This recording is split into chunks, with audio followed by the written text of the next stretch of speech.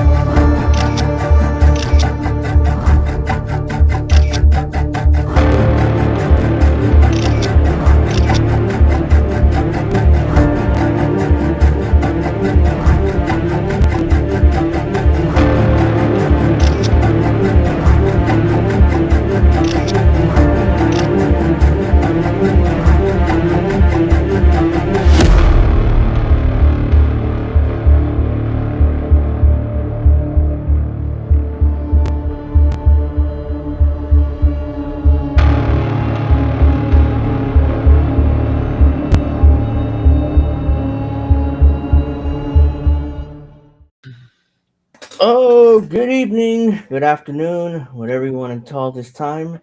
I'm Andrew Rivera, alongside a very special panel this week of Miss Witchy Perfect, Woo! Alex Knight, and Snow Himbo. Yeah. That's right. How we doing, everybody? Got a lot to talk about. So, Doing fine. good. And by Hey, the way, everybody. bad cookies. I'm hoping he'll hear it more than 20 times. So suck a dick. There we go. That's number one. Woo! I'm on a roll now, baby. Let's do it. I am debuting my ugly Christmas sweater. Check how fucking Canadian is this shit. Look at it. Makes me look blocky, but I think that's mostly genetics. And for the first time for Hell the yeah! show, for the first time for the show, you guys can see my new chair.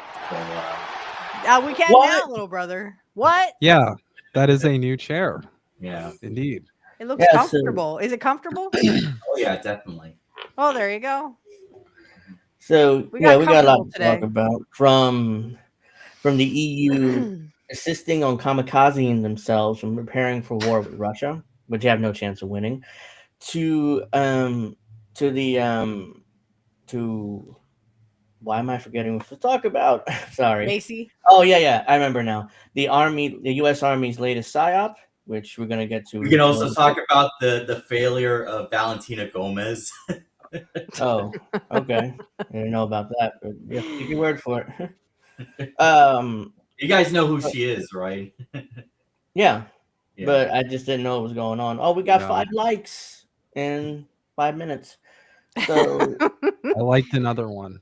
They're waiting. They're definitely waiting for the topless, the topless stuff. Hey, you get 40 likes. 40 likes, So- baby. 80 likes me and Snow No. going mud wrestling. No, Is that what you Steph. They're waiting for some hot lesbian action. There's no No. lesbians here. Dippy. no.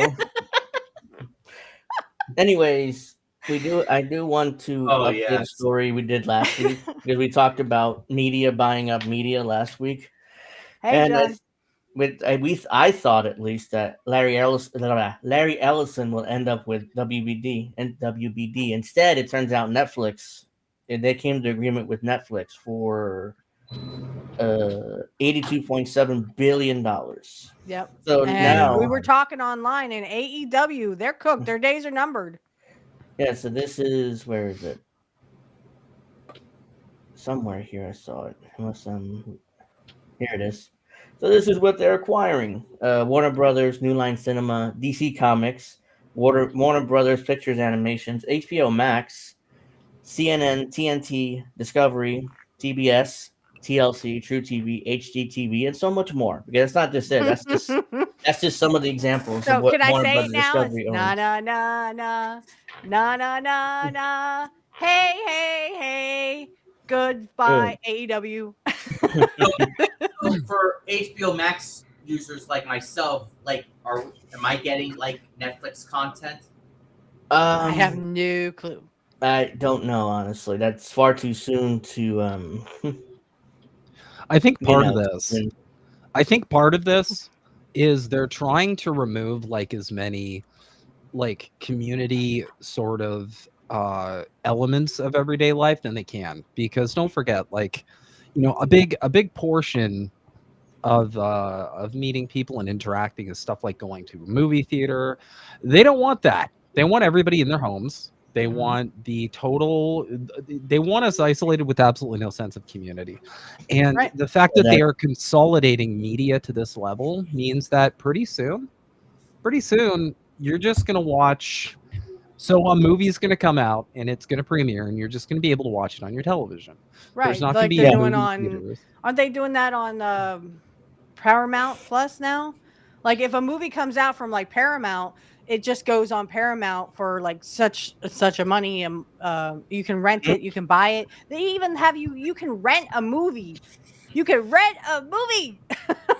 It's like, what the fuck is wrong with you people? This is Blockbuster. They want us all to be just bug people who never leave the home. They want us to be bug people who just kind of sit there like little goblin blobs, because they don't want us talking to each other. They don't want us organizing. They don't want us getting together, because they know that our strength is only going to be in numbers. And this is another example of them just wanting to consolidate as much media as possible. That's annoying. I got 8 times with these bots in the chat. Anyways, absolutely no. You will own nothing, be happy, and eat sea bugs. Go ahead, Angel. I'm sorry. I'm not gonna read the whole thing, but in a watershed move, Warner Brothers Discovery said Friday's agreed to sell its movie, television, and streaming assets to Netflix in a deal valued $82.7 billion. Setting the stage for one of the most sweeping and consequential mergers in modern Hollywood history.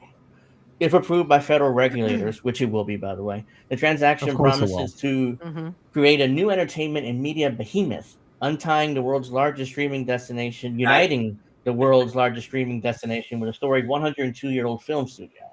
Yeah, but Bad Cookies, how does that differ from Greg interrupting Snow?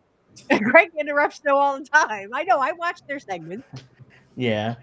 It's okay. I'm used to it.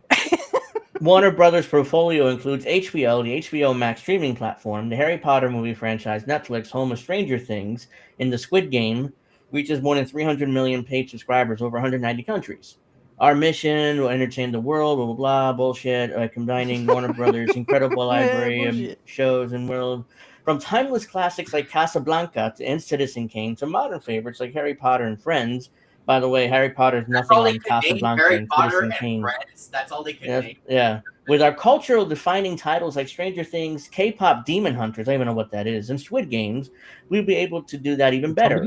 And for those who don't know, Stranger Things is the show with that Zionist actor who said that Zionism is sexy. So for those who don't know. I have no idea who Stranger Things is, or K-pop or K-pop or whatever the fuck it's called. I know what Stranger Things is. Or Squid Games. I've never even heard of that. That was a great move by that guy, because he essentially was like, just fuck my career up, fam. Saying Zionism is sexy at this point in time, I'm sorry, at this point you're just stupid. You're just you might as well just suck the dick of Netanyahu and call it a day. Yeah. And might as well have someone film it. Have someone film it. You might as well just be like, I don't want a career anymore. Exactly. Because that's the equivalent of what they're doing. This is not Hollywood in the 80s and 90s where being Zionist is okay. Today it's like, your career's dead if you even admit to that. Yeah, anyways, last time I went to a movie theater was early last year when I saw Civil War. That was it. Yeah, this is what we were just talking about. Netflix takeover Warner Brothers Russia, a new era for Hollywood, which has evolved from a business focus on theatrical exhibition to an increasingly digital-first industry. The acquisition cements Netflix market dominance and expands the company's content libraries. It faces off against tech giants such as YouTube and TikTok. So the deal would give Netflix popular and lucrative intellectual properties, including DC comic characters such as Batman, Superman, the Game of Thrones TV saga, a vast trove of titles stretching from Hollywood's classical era to the age of CGI-powered fantasy epics. Oh boy. Blah, blah, blah. Yeah, whatever. Won't need stuntmen anymore. In a news release Friday, the two companies said the acquisition will be a mix of cash and stock, that valued Warner Brothers Discovery at $27.75 per share, with an enterprise value of $82.7 billion and an equity value of $72 billion, which takes into account Warner Brothers' debts, which they have a ton of debt, by the way. That's why they sold the company. I mean, no blah, blah, offense, but I mean, blah. the movies are going to be AI generated Yeah, there you anyway. go. So fucking movie, you won't even need actors anymore. Oh no, what are the actors going to do with all their billions and Yeah, billions? remember the Mummy Returns with that infamous Scorpion King character with the Rock? Yeah, with the Rock, yeah. it was like CGI. You know? That was the worst shit. I thank you for reminding me that existed. I think my mind had blocked it out. Yeah, it was horrible. Well, the Scorpion King was much better. Yeah, our movie theater shut down too, locally in my area too. So yeah, I'm and that's into what's movie going to happen. theater. It's going to happen Mhm. across the board because they, first off, That was they what 2001 when that came out. Yeah, The Or Mummy 98 or something. I don't know. I The don't Mummy remember. came out Yeah, in it was- 99 and Returns came out in 2001. And apparently there's going to be a new Mummy movie with Brendan Fraser and yeah. what's her name? Rachel. Rachel Weisz. Rachel Weisz. Yeah, I saw that. Yeah, they're pre-production. Looks like. But they're both old. I mean, have you seen Brendan Fraser lately? It's not like he's Well, he tip-top was shape an anymore. actor for that film a couple years ago, right? He does look very raisin-esque lately, like very raisin. So we got some drums Sweet here potato. because Paramount still trying to buy up Warner Brothers Discovery. In other words, Larry Ellison is still insisting on trying to purchase this thing. They feel that $30 a share for all cash is higher than what Netflix offered in terms of cash stock and the value of the cable business spinoff. It's like the Monday Night Wars. Yeah, Larry Ellison's but- not giving up on his acquisition of Warner Brothers Discovery. Why don't you, Larry Atlas? Why don't you just buy the WWE library? I mean, nobody's fucking doing that, and I got till the end of December to get your shit together, people. I want to be able to show this shit on my show. Okay, that's why I use Peacock for most of my show anyway, or my show's gonna be like 2 minutes. Man, Larry Ellison's moves lately rattled everyone to such a degree that Anna Kasparian did like merchant posting live. That's how. Yes, That's how we're all dire. gonna spy on you. Every time you play That that, was- skill, I'm just like, ugh. Oh my god! I would have just like cringe, like I'll majorly. never get over Jenk's face during that segment because he was like, "Oh, what's happening? What are we doing here?" Yes. Oh, We're gonna okay. surveil Yeah, everybody, and you're gonna like it. Why don't you just say Yeah, you're gonna it's- own nothing, be happy, and eat sea bugs, and you can suck a dick? Yeah, I it's think just that was pretty weird straightforward. behavior. And I don't see Angel going, to No. anybody, right? No, it's Alright. Or when Sam Cedar, he's so slow to say words, he's like, I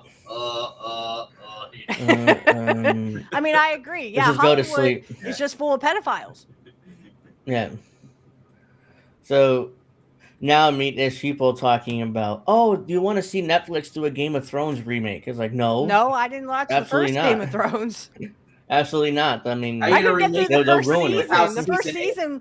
with especially how season 8 ended, or the season. I that didn't was even get horrible. through the first season. It was like brother and sister fucking each other, having kids. I'm like, ah!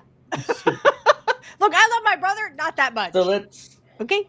compare elite Ukrainians to the poor Ukrainians that have to fight the war. So all the rich Ukrainians are connected to Zelensky, obviously. Oh, So Jesus Christ.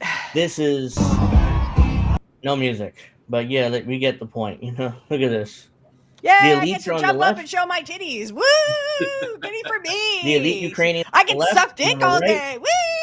Woo! And on the right, the poor Ukrainians are becoming cannon fodder for the Russians. So Yeah, look at my Jeez. titties. I suck dick. Woo! Meanwhile, Oh my God. You know You know what I thought? You know what I thought at first? what? You I thought I was sucking her titties? no. I Shut thought up. Just kidding. Sorry. I literally thought that I thought to myself, I'm like, they're identical to Israelis. This is some Israel coded shit they're doing. Yeah. yeah, You've seen They're those very memes, similar right? It's to- like the picture of the beach up top, right? It says Netanyahu's kids, Biden kids, and Trump's kids, and then under it has your kids, and it has them in military uniforms, right? It's kind of Yeah. like that. It's like that meme, Oh, look at what she's doing. She just slapped her ass. Yeah, slapping her these ass. people- They're like, all they these should- people are on That's drugs. not from what I was doing. Well, I wasn't doing nothing. These are rich bitches who suck dick all day. Well, Yeah. fuck, I can do that too. it's slapping her ass. Like, Just you know, not it's not a sucking the big. right Yeah, dick. we're Ukrainian. Oh, we're at war. Shit, I didn't notice. I mean, What was that? Was that a bomb? Well, I didn't hear it. Yeah.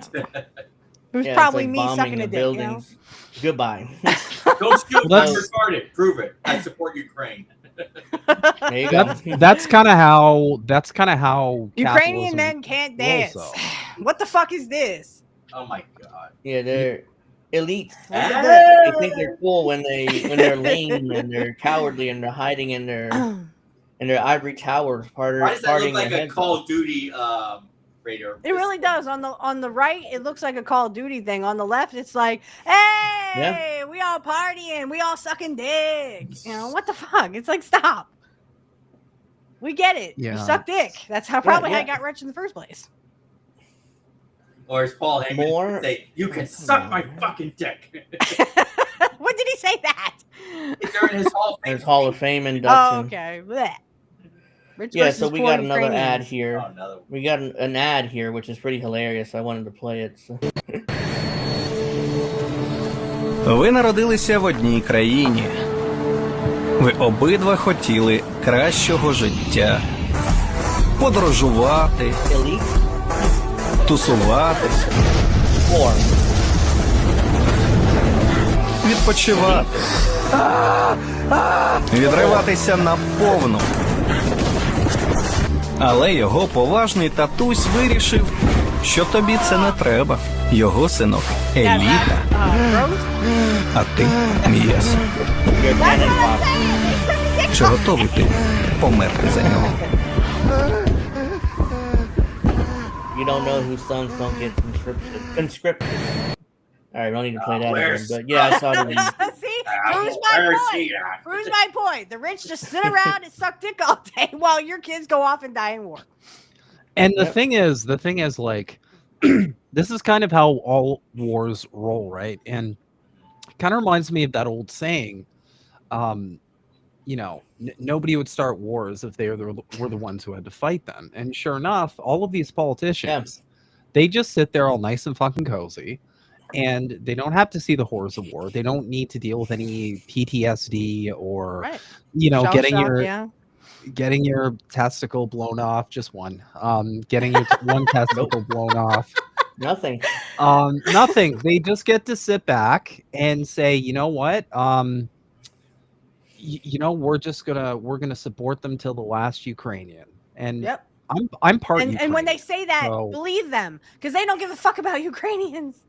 They, especially the poor ones, they just think all the poor people are just cockroaches that need to be squashed. You will own nothing, be happy, and eat sea bugs. Speaking of Ukraine, it sounds like Zelensky will be gone soon.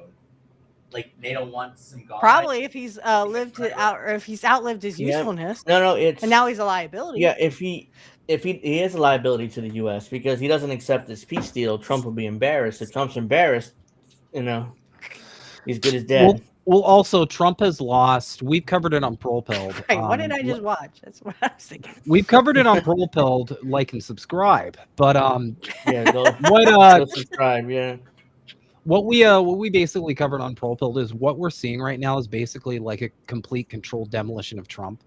That's why you're seeing these new right-wing figures pop up, like you know, Nick Fuentes, yep.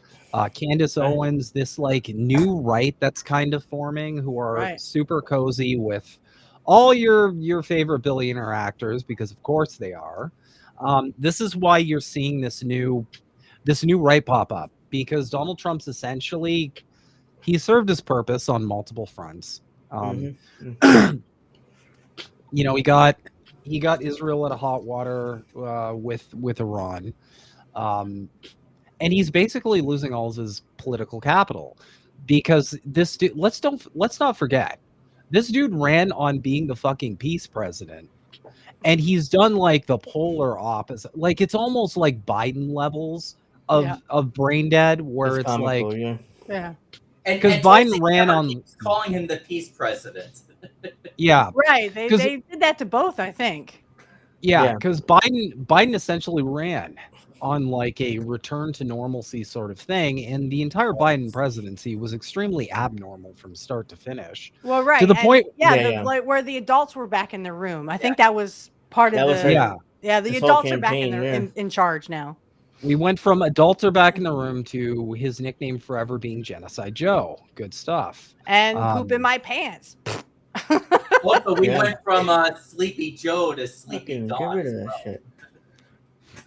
Yeah, it's so- amazing. It's amazing how we went from one Brandon arc to another Brandon arc, where it's just like, this is your second melty brain 500-year-old dinosaur president. Have fun. He's not listening to you, and he's doing a bunch of shit you never voted for. Good job, America. But you should suck his dick, because I mean, in the eyes of his followers, MAGA is going, oh, he's so good. He's doing exactly what we want him to. Oh, and by the way, war is peace, and up is down, and black is white. And this is exactly what the oligarchs wanted. They wanted you to see that, oh, well, we love war now because, you know, Trump did it. So let's suck the dick of Donald Trump and say war is good. No, they just phrase it. They just phrase it as anything other than just we're doing war. They're gonna say it's a defensive operation, or we're going to say, you know, we're going at the big one with Venezuela now. We're going after narco terror. They literally regurgitated Iraq. Absolutely, yes. Bullshit. And it's really just bullshit. Yeah, they regurgitated. Yeah, they regurgitated Iraq war propaganda, and they just added narco onto terrorist, and that's it, right? So he's gonna lose.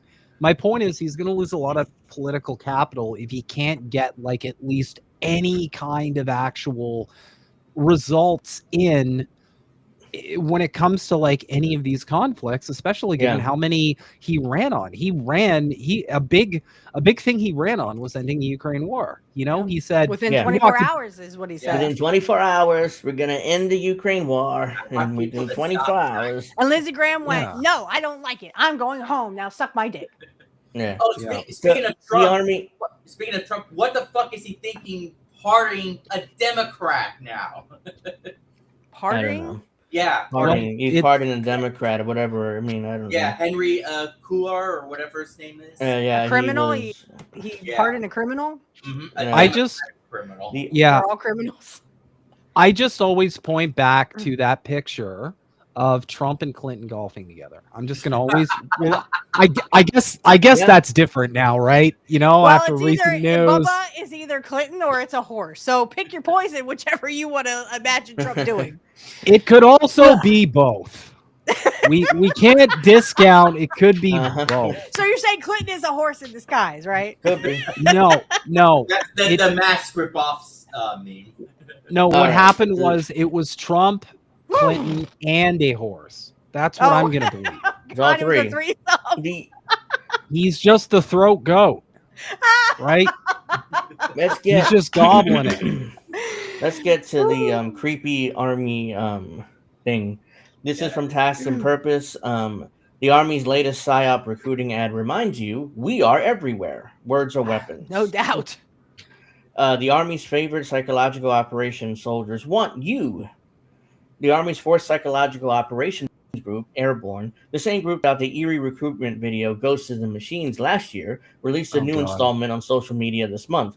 And it wants the viewer to know that what psychological warfare is. So this is it here.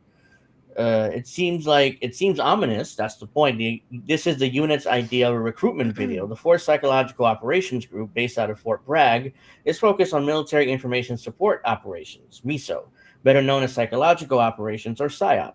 The unit has been putting out striking montage-filled recruitment ads in recent years. The Department of Defense Inspector General report last year found that the Army did not have enough PSYOP soldiers in its rank to help fight an information war against peers such as Russia or China. With the past recruitment videos, the new one touches on a great counterintelligence ploys, Patton's Ghost Army from World War II, with videos showing the inflatable decoy tanks used for it. There is another force applied in combat we generally don't think as a weapon of war. That is, the weapon is words. Words are weapons, the voiceover in tones. Yeah, I never had my leg shot off with words. Yeah, alongside old films of subterfuge and surrendering enemy armies, there's plenty of modern video, including drone footage of an eerie masked soldier waving. The unit once again brings in ghost imagery, drawing from Fleischer Studio iconic ghosts from their Coco the Clown cartoons, but also words and quite a bit obviously computer generated imagery that looks like slightly off. The effect is an unsettling montage of footage where there's always something to be toyed with. Maybe that's intentional, giving their units entire mission and methodology. In fact, the whole we also have Franklin blowing up narco terrorists. Yeah. In fact, the whole final sections of the ad before Join PSYOP is a barrage of subliminal images with quick frames showing Coco the Clown, snarling ghosts dressed up in modern soldiers, internet memes including Pepe the Frog, and more. Anything we touch is a weapon, the subtitle says near the end. In your Last head. year, A Ghost in the Machine came out. PSYOP reservists pointed out that the video is more of a recruitment piece than an actual example of psychological operation. This new one feels like the same mold, although the imagery is rife with nods to subversion, subliminal messaging, and other tools that are useful to PSYOPs. The Army is putting out additional resources and attention toward information warfare, including standing up new units meant to counter digital campaigns from adversaries and conduct wider public affair battles against disinformation. But the 4th Psychological Operations Group, set up more than 5 decades ago, is a hardened veteran of the information warfare. Blah, blah, blah. So there you go. I mean, this is basically just psychological warfare on your mind. I mean, they're literally saying, oh, believe us, words can hurt. When's the last time you were stabbed in the neck by an adjective? I'm sorry, I can't do that like Jimmy Dore could do. I'm not Jimmy Dore. Must have been like a superpower or something. Yeah. Anybody been killed by a preposition? Here it is. Whoops. So this is the U.S. Special Army recruiting operations. So this is their psychological warfare. PSYOP this is for stupid people who believe that Trump is the savior. Yeah. PSYOP soldiers are assessed and selected for their intellect, critical and analytical thinking skills, adaptability, and mental resilience. They analyze operational environments, physical threats, and target audiences, advise on psychological effects, plan influence operations, develop actions and messages targeting psychological vulnerabilities, deliver optimally timed actions and messages, and assess influence effectiveness. Operating in small autonomous teams, PSYOP units conduct military information support operations, Department of Defense deception activities, build partner influence capacity, and, when called upon by the president, provide civil authority information support. In other words, when there's an emergency and Trump wants military on the streets, then these people help with information and with intelligence.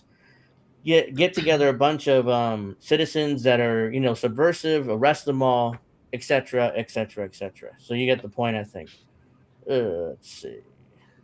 Well, just like they're like, go ahead. Have a career in psychological operations. It's like, well, I mean, they've been doing that for years. I mean, they would do all these psychological tests on soldiers. I mean, isn't that part of the Army training? That the stuff they don't tell you about. But I mean, yeah, they train you specifically not to surrender to torture and stuff. So literally, they just torture their people. Yeah. In order to get them to not, to come to torture from other countries. Right. It sucks that America is set up in such a way for the average person to fail that a lot of these people probably just join up for no other reason than like, I can't afford college. I can't afford university. Right. I've got nothing. I've got no other opportunities for me. This is the only path for me. Right. That is the definition. That is the definition of a warmonger empire, a war culture. Yeah. Mm-hmm. It's like a Rome. War culture. It's like Rome. You have no hope. You're poor. Join the military or join ICE in the U.S. because ICE offers $50,000 bonus for joining. That's true, but then ICE is also going after kids because they're all pedophiles. I saw that headline somewhere. I forgot where it was. I forgot where I was, but I think it was on X. It's like, literally they're going after kids. I don't know if that was like an Indie had put that article up or something, but they're going after kids because they're all pedophiles. They said, hey, you're a pedophile? Come join ICE. You can diddle all the kids you want to. Too. And you get $50,000 to do it. These are special forces, the best of the best of our military. Special Forces Operational Detachment Alphas are elite teams consisting of mature, intense, and highly trained operators. SF operators receive specialized training in advanced weapons, language demolitions, combat machine medicine, military free fall, and advanced combat tactics. Today's quiet professionals operates in autonomous environments as the most trusted force in America's army.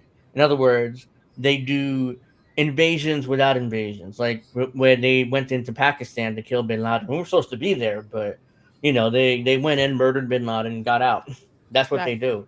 I'll be back. Or they Okay. Then they might go into Mexico, kill a bunch of drug dealers, and then come back out without Mexico even noticing. That's their job basically. So, Snow, were you gonna say something? But you're muted. We can't hear you. I hate how I can press that button and it self-mutes. It's so poorly located. Anyway, I mean, there's a lot of people who do like join us just for the bank, but the really smart ones are like, hey, wait a minute. I know a way to make a quick $7,000. All I got to do is go on Twitter and regurgitate some Israel slop, and I'll get a nice fat check for it.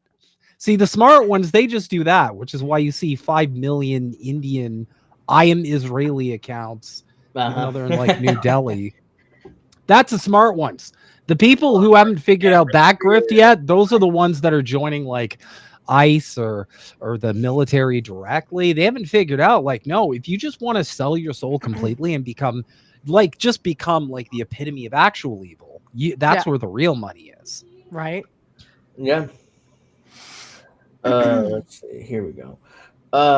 Europe's ante-novum bellum, or Europe before the New war. Or whose interests are served. That's what it is. Europa. I mean, it literally sounds like some kind of cult, mid-Heil or something, or mid-God. It's Latin for Europe before the New War. Whose interests are served by predictions of a third general European war in little more than a century? The answer is clear. Politicians who have led Europe into this nearly hopeless situation. So, what is up with all these bots? What is going on? It's the same bot. Can you? Kick was a mistake. I'm sorry. I'm just gonna say it. It was a fucking mistake. I can't. This is why we just stopped fucking with Kick altogether. We were just like, you know what? Like bots. The bots, yeah. The bots. There's no engagement. It's very little engagement when you go there. It's really bad. It's really bad at integrating with Restream in general. It's just like you have to like preset a bunch of things. Otherwise, it just posts your streams as my first stream over and over again. It's just so weird. Like it's just such a weird. I liked it in the beginning, and then the more we tried to actually make it work as a streaming platform, I realized like it's terrible. This is just I just clicked to go live on Kick, but I probably, especially how bad the bots are in this episode, it's like I can't actually read the chat. Everybody, it's like bot, like ridiculous. Honestly, sorry. Honestly, we replaced Kick with Substack, and we already have like paid subscribers, and it's so much better in every way because you can do long form articles. You can still stream. They're working on the streaming thing, making that better. It's definitely a better option, and you don't have weird bots in the chat. Like, look at this. The whole chat is just flooded with this slop. Yeah, it's like terrible. I could barely see my subscriber only. Sorry, go ahead. Let's see. European politicians are once again, for the third time in a little over 100 years, leading Europe blindly into a new war. Incredible, but it's true. It's similar to the run-up to the First World War. History, in the case of Europe, proving to be a poor teacher. In the latest confirmation of this drive towards war is the European Commission's recent proposal of a so-called war shinging, which would enable practical movement across European borders of its armies towards the east, without requiring the consent of individual EU member states. This contradicts the principle of member state sovereignty and the fundamental acts of the European Union. According to Kaja Kallas, the High Representative of Foreign Affairs Security Policy of the EU, Quote, the fast movement of Europe's military is essential for Europe's defense. Defense readiness fundamentally depends on whether you can get your tanks and troops to where you need them, when you need them. Europe is facing unprecedented security threats. The case for a better military mobility couldn't be clearer. Except what military threats? Who's attacking you? Nobody. Is that They're the just Russians? making it up. Yeah, there's nobody. Nobody's trying to attack Europe right now. Diplomacy, supposedly her core activity, has been completely forgotten by the former Estonian prime minister. War, and preparation for war is today the slogan for Europe's leading political elites. At the epicenter of this development is once again the two most powerful European countries, Germany and Russia. The warning from German Iron Chancellor Otto von Bismarck, architect of the European balance of power at the end of the 19th century, just prior to the First World War, has been forgotten. That peace in Europe demands stable relations between Germany and Russia. Germany's current Minister of Defense, Boris Pistorius, a man with a Russian name, by the way, whose country is expected to have the strongest army in Europe within a few years, announced that Russia could decide as early as next year to attack some of the most exposed NATO states, and certainly by 2028. There isn't a shred of evidence for this, by the way, guys, but they're swearing up and down the Russians are coming. The Russians are coming. This is the evidence right here. Nothing. Right here. We got it right here. Russia's Wall not my enemy. My enemy are the elites. Yeah, the Wall Street Journal reported on November 26, 2.5 years ago, Germany developed a secret plan with Russia. Don't know why. The Russians aren't attacking them, but by the way, Rachel Maddow still today is doing Russiagate bullshit. She's still. I'm sure she is.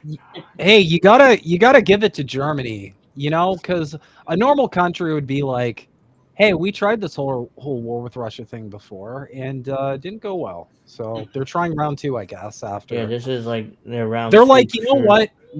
We need another picture of the hammer and sickle flag flying over our capital as it's in fucking ruins. Let's please fuck my day up. The success of large-scale military operation, codenamed Oplan Diu, with as many as 800,000 German, American, and other NATO soldiers, would be, according to the 1,200-page document, depends on infrastructure that is not being intensively modernized. Soldiers are rapidly being prepared for war. French Army Chief Staff Fabien Mandon declared recently to the general outrage of the public that France must be prepared to accept the loss of its children if it wishes to effectively deter the Russian threat. Again, I don't know what threat they're referring to, and there must be some kind of a mass delusion in Europe that the Russians are coming. I don't know. Oh my God, the Russians are coming.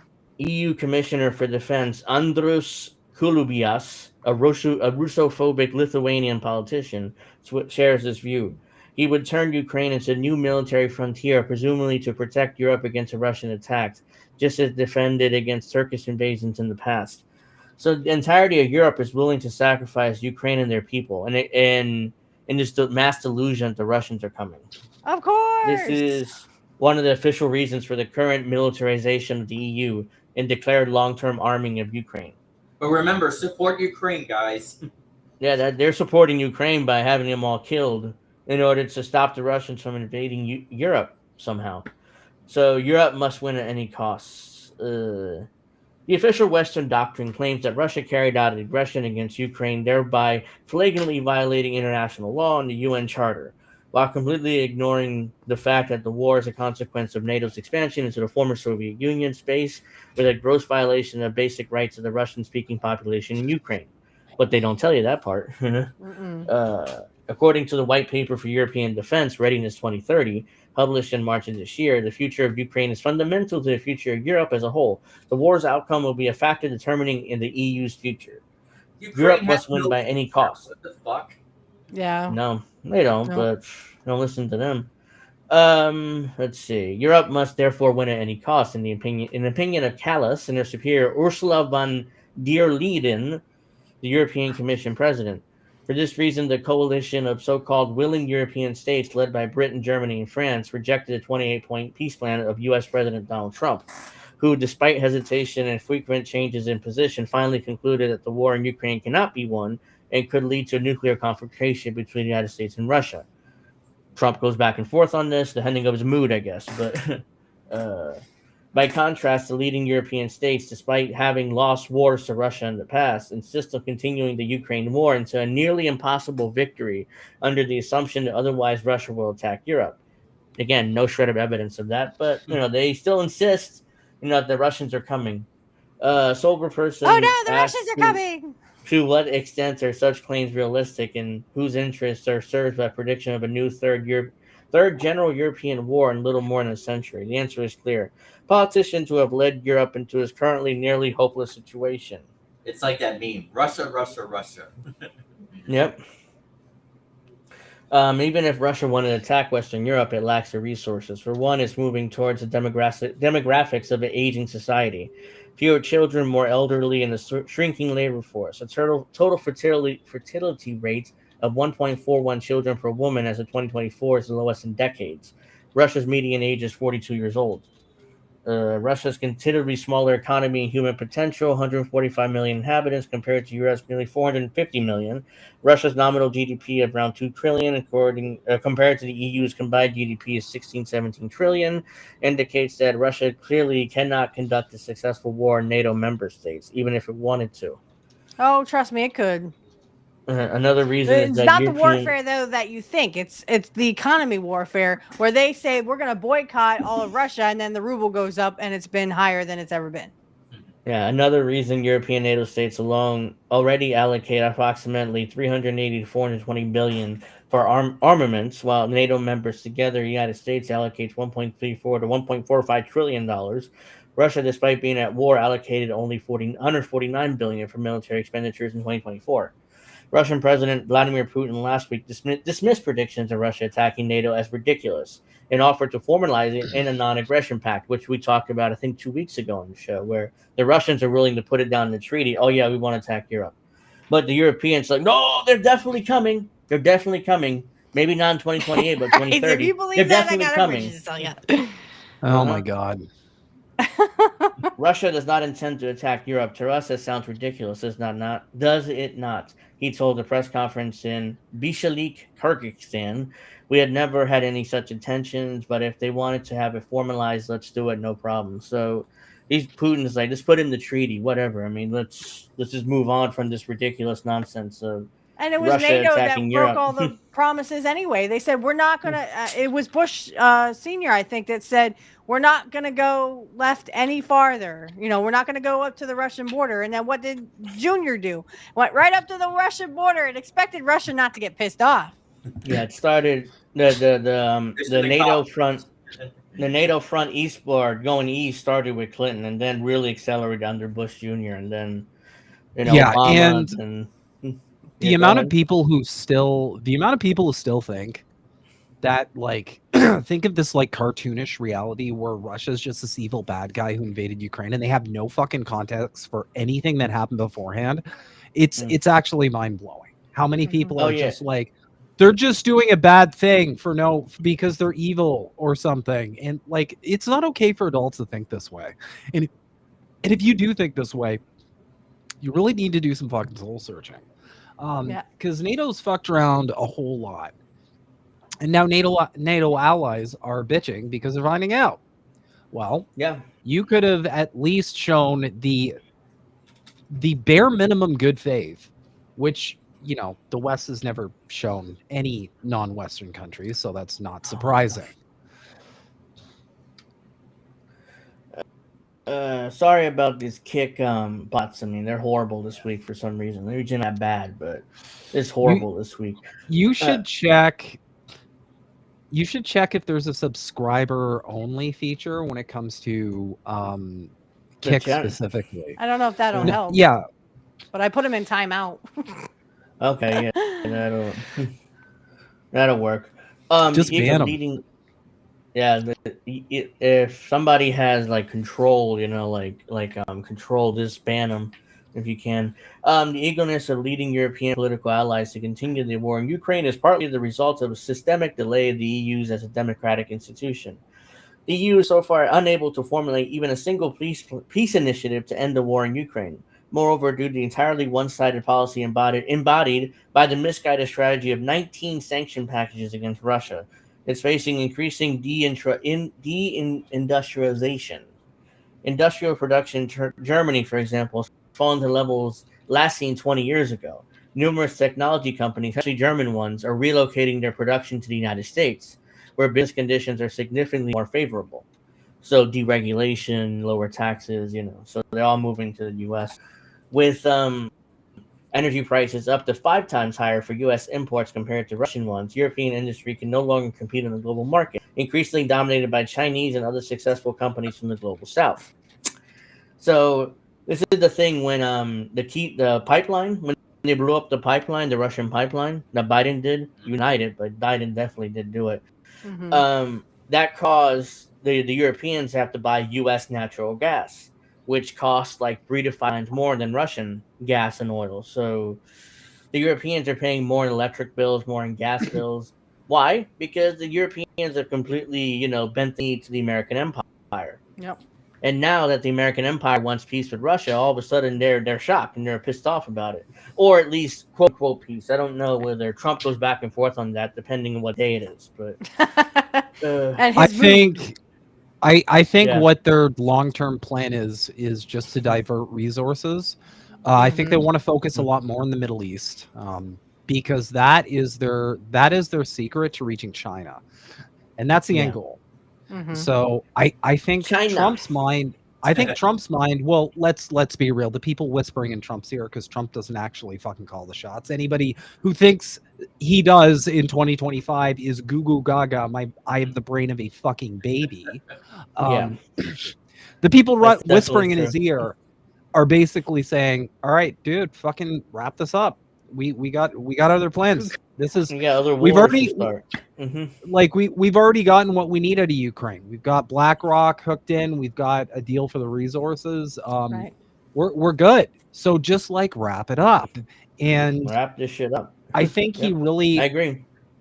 He really overestimated his like actual social credit when it came to Putin, because Putin's basically telling him to kick rocks and making him look like a fucking moron, frankly.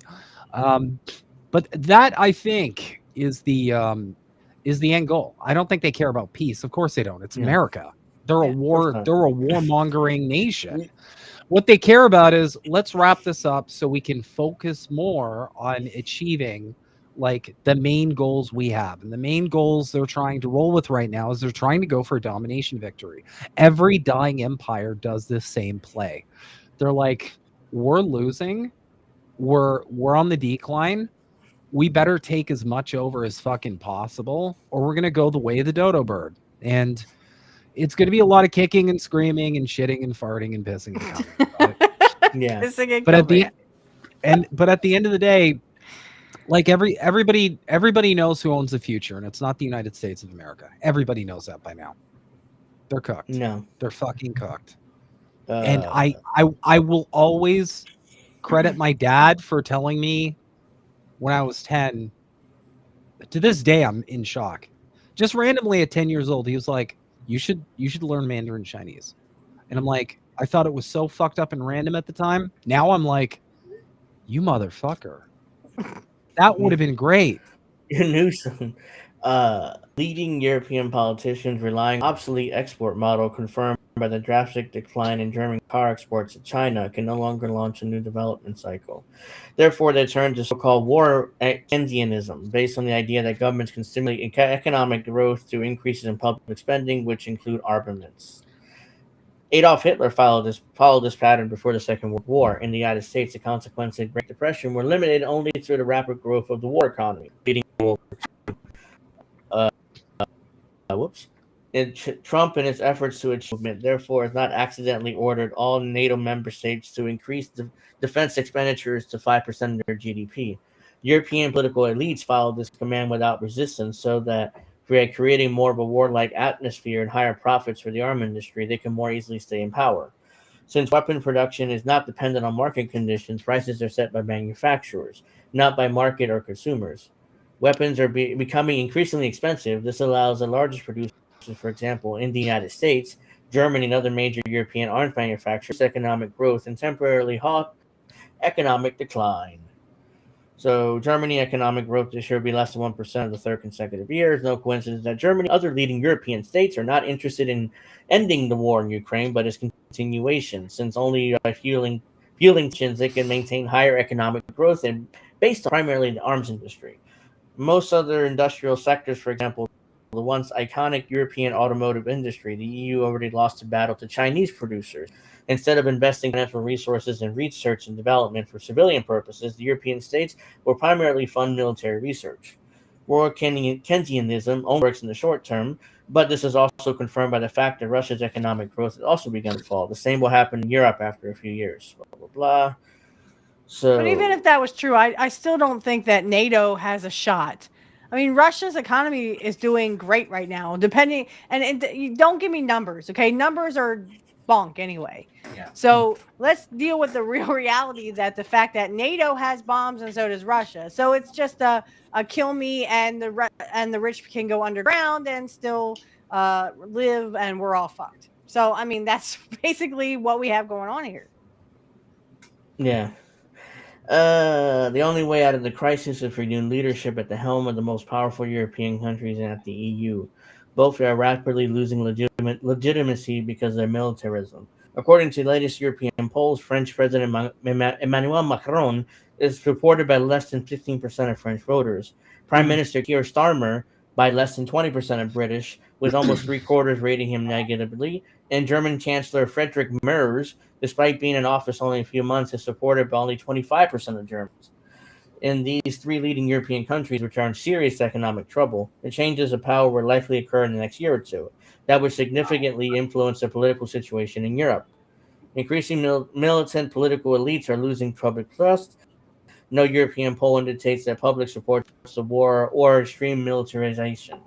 Leading opposition party, the AfD, for example, advocates an end to the war in Ukraine, reformed of the UN system to reflect the change balance of power in the world, and democratic reform of the EU, or German withdrawal from this if it's not achieved.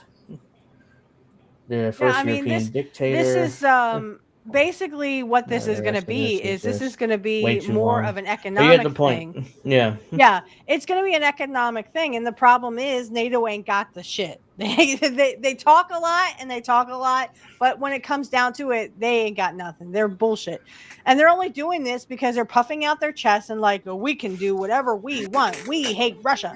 They are the enemy. No, you're the fucking enemy, you fucking idiot. Look at Australia. You know, Snow did a wonderful piece on this. Please go over to ProPilled, like and subscribe, and like and subscribe this channel or this show as well. Like I said, topless at 30 or 40, excuse me, 40 likes and we get 40 likes and we get to topless witchy. All right, so we're at 11. Get this up, but go ahead. Right, yeah, finish right. Right now, Angel. Right now, the Knicks are leading the Jazz 30-6. 30-6. That's nice. Wow. Oh my God. There's a sports ball thing happening. That is crazy.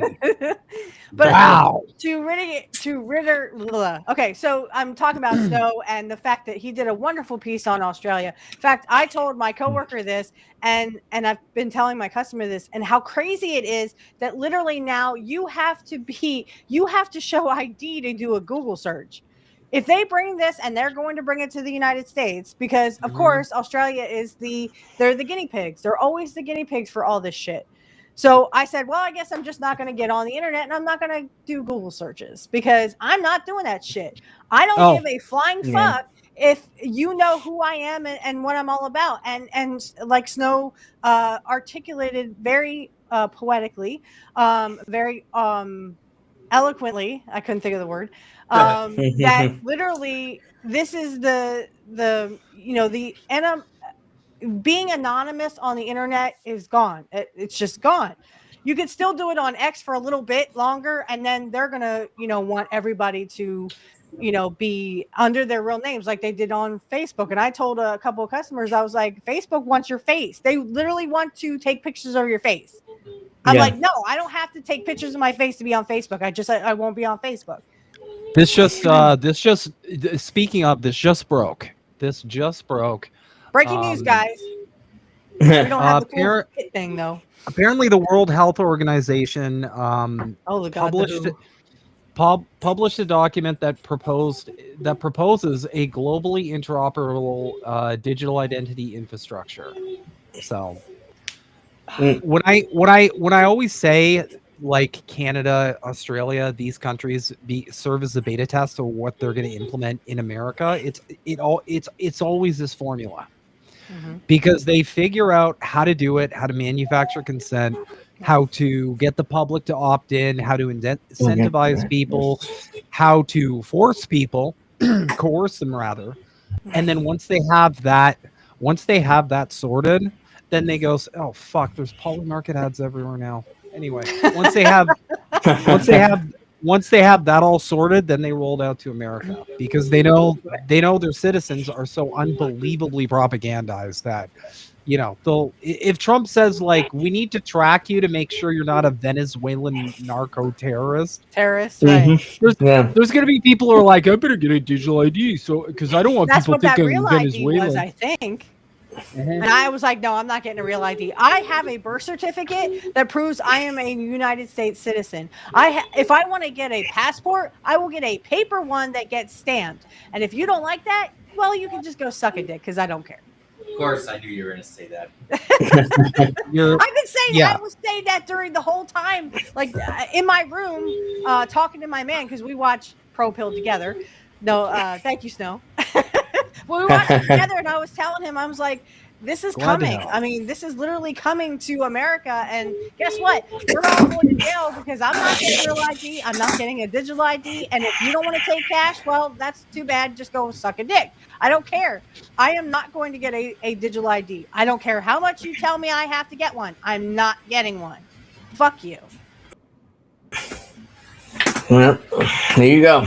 So, stop making the Donbass territory a zero-sum confrontation. History tells us a wide range of solution that transcend one side gets to have it precisely so the other side can't.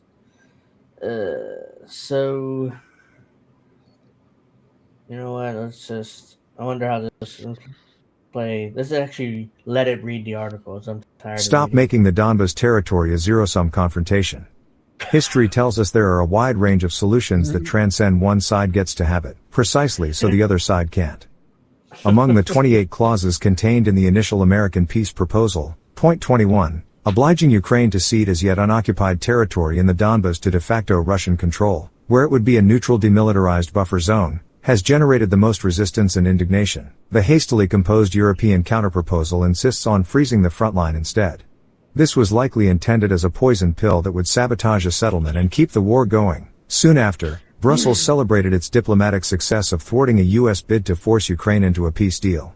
At subsequent talks in Geneva, U.S. and Ukrainian delegations refined the original proposal to 19 points, but kicked the can of the territorial question down the road, to a future decision by Presidents Zelensky and Putin. Before the two sides have even sat at the same table, the fate of the Donbas territories has emerged as the issue on which the sides are so far apart, and so unlikely to give in to the other, that it may doom peace talks before they even open. Ukraine considers conceding territory bitter, humiliating, and painful. Understandably so, giving up even more, after the country has lost so much and so many in defending itself, is intolerable. Russia seems grimly determined to gain the territory, if need be militarily, its recent progress on the battlefield making this threat all too credible. In this conundrum, the inhabitants of this sliver of the Donbas are offered only two futures, both of them devastating. 1. They will be handed to Russian occupation, with no say in the matter. If they don't like it, they can leave. Yeah, that's not true. They're happy to be part of Russia. What the hell? First of all, the Donbass was taken by Russia because it's mostly Russia-speaking people who wanted to be a part of Russia anyway. And to say that, oh, well, you know, Ukrainians are humiliated because they had more and more land taken from them. No, Russia already has the land that they want. And that's it. I mean, Putin just keeps this going because they want Zelensky to give up. They want him to be humiliated because he's a piece of shit and he's literally a comedian who doesn't know, his ass from a hole in the ground. So I don't guess what I'm maybe I don't understand what this article is trying to say, other than, oh well, we can't, have peace because that would humiliate It's Ukraine. like both sides. Both They're sides already is humiliated. They're already sending retarded people off to war now, and I can say that word because I had a retarded friend. Okay, so I'm just gonna say that yeah, this is both none sides, of this man. none of this would have been a thing if the USSR weren't illegally disbanded when it was, because Back in that the is what it USSR. was. Uh-huh. It was illegally disbanded, so I always take it all the way back there, because if we're gonna bicker about the particulars when it comes to Russia and Ukraine, well, they didn't have a democratic end to their union. Right. Well, I just bring it back to Putin is not the evil guy that we were all told or expected to believe. And he already has what he wants. So it's not like, we're going to just take over Ukraine. Then we're coming after you, Poland. That's not what happened. That's not what's going to happen. But there were so many people with their hair on fire screaming, oh my God, he's like Hitler. He's going to take all this territory. Yeah. No, that was Zelensky. So everything they accused Putin Rasputin. Putin. Everything they accused Putin of, they literally you could literally say that happened with Zelensky. So it's Zelensky who is actually the Hitler. It's not actually Putin. English, motherfucker, do you speak it? Yes, Steph. Come on. They just want to go. They just want to go Putin free. Okay, it's very Putin free. They just want to go Putin free. There's Putin, and then there's Putin. Yeah, you can say Putin's a bad man, and we gotta stop him. Yeah, stop him. It's Putin or Putin free. Jesus Christ. So I'm sure you guys have heard about this, but the Border Patrol is monitoring U.S. drivers and detaining those with suspicious travel patterns, whatever that means. So look at all these. Cops are doing the same thing. They got that software. I don't know if you guys all know this, but the cops are doing it with that fog software where they can ping towers. And if you were in a certain area at a certain time, well, they'll just come and arrest you because that's good enough for them. Even I if just you were realized at the time. I was gonna cover this article and I completely forgot on air. Hey, that's what we're here for. The U.S. Border Patrol is monitoring millions of American drivers nationwide in a selective program to identify and detain people whose travel patterns seem suspicious. The Associated Press has found the predictive intelligence program has resulted in people being stopped, searched, and in some cases arrested. A network of cameras scan and records vehicle license plates information, and an algorithm flags vehicles deemed suspicious based on where they came from, where they're going, and which route they took. Federal agents, in turn, they may then flag local law enforcement to get them. Suddenly, drivers find themselves pulled over, often for reasons cited such as speeding, failure to signal, the wrong window tint, or even dangling air freshener blocking the view. They are aggressively questioned and searched with no inkling that the road they drove put them on law enforcement's radar. And they're doing the same thing with ICE. They're doing the exact same thing at the border that police are doing right now. So I was I don't know why I was watching this, but there's a lawyer for the People's Lawyer. He calls himself Jeff something or other. Sorry, I'll try to figure out his name. But anyway, he was talking about how these law enforcement departments were using something called fog, which is software where they can ping a certain tower or do a certain search and see what cell phones were in that area because of the data that it sends to a certain location through your apps.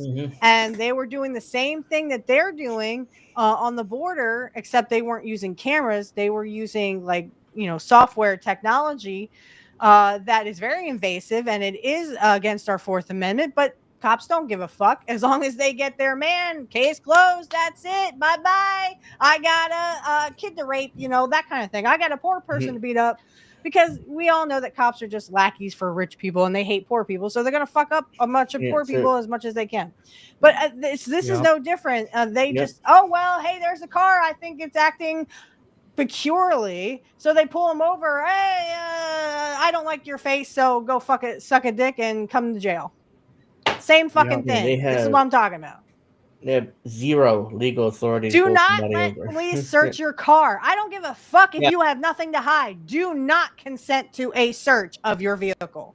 Period. You don't have to consent to, even if they bring out this drug sniffing dog. I mean, you still don't have to consent. Once limited to policing nation's boundaries, the Border Patrol has built surveillance systems stretching into the interior of the country that can monitor ordinary Americans' daily activities, connections for anomalies, instead of simply targeting wanted suspects. Started about a decade ago to fight illegal border related activities in the trafficking of both drugs and people. It has expanded over the past 5 years. The Border Patrol has recently grown even more powerful through collaborations with other agencies, drawing information from license plate readers nationwide run by the Drug Enforcement Administration. Private companies and increasingly local law enforcement programs funded through federal grants. Texas law enforcement agencies have asked Border Patrol to use facial recognition to identify drivers, documents show. This active role beyond the borders is part of a quiet transformation of its parent agency, the U.S. Customs and Border Protection, into something more akin to a domestic intelligence operation. Under the Trump administration, heightened immigration enforcement efforts, CBP is now poised to get more than $2.7 billion to build out border surveillance systems such as license plate reader program by layering artificial intelligence and other emerging technologies. This result is a mass surveillance network of particularly American focus, cars. This investigation refers to details how the program works on American roads is based on interviews with 8 former government officials with direct knowledge of the program who spoke on the condition anonymity because they were not authorized to speak to the media, as well as other dozens of federal, state, and local officials, attorneys, and privacy experts. The AP also reviewed thousands of pages of court and government documents, state grant, and law enforcement data and arrest reports. The Border Patrol for years has hidden details of its license plate reader program, trying to keep any mention of the program out of court documents and police reports, former officials say, even going as far as to propose dropping charges rather than risk revealing any details about the placement and the use of their covert license plate readers. Readers are often disguised along highways and traffic safety equipment like drums and barrels. So the Border Patrol was so secretive about this program, they were willing to drop the charges against the defendants in order to keep this program out of court documents. Like, oh yeah, I had to look it up. It's Hampton Law. If you look up Hampton Law on YouTube, Right. a guy is a lawyer. He tells you, like, enact your right to silence. Right to stay silent.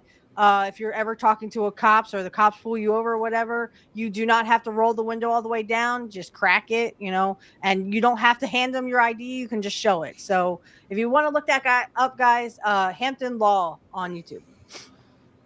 Yep. Damn. So the Border Patrol has defined its own criteria which drivers' behavior should be deemed suspicious or tied to drug or human trafficking, stopping people for anything from driving back country roads, being a rental car, or making short trips to the border region. The agency's network of cameras now extends along the southern border in Texas, Arizona, and California, and also monitors driving travel near to the U.S.-Canadian border. And it reaches far into the interior, impacting residents of big metropolitan areas and people driving to and from its largest cities, including Chicago and Detroit, as well as Los Angeles, San Antonio, Houston, to and from the Mexican border region. And one example, the AP found that the agency that has placed at least 4 cameras in areas, one of which was more than a mile from the Mexican frontier, beyond the agency's usual jurisdiction of 100 miles from a land or sea border. The AP has also identified several cameras location in metropolitan Detroit, as well as one placed near the Michigan-Indiana border to capture traffic heading towards Chicago or Gary, Indiana, or other nearby destinations. So this is one of those cameras. You can see, these cone, and it's pretty obvious when you're looking at it. But if you're driving by, like, you're not going to notice this thing. Well, and that's the thing is, it's okay for them to. You ever have not a border patrol per se, but did you ever have like a cop say, "Turn that off"? Like you're videotaping them, but it's okay for them to videotape you, right? Yeah. Same thing with the ICE and the border patrol. I don't get it. I would just look at that border control person and be like, "You're a fucking pedophile. Get the fuck away from me." Yeah. And literally, I would say, "You're a fucking pedophile. All you do is you diddle little kids. That's worse than what I'm doing, which is driving a car. And if you don't like it, dude, go suck a dick. You're mall security for all I care.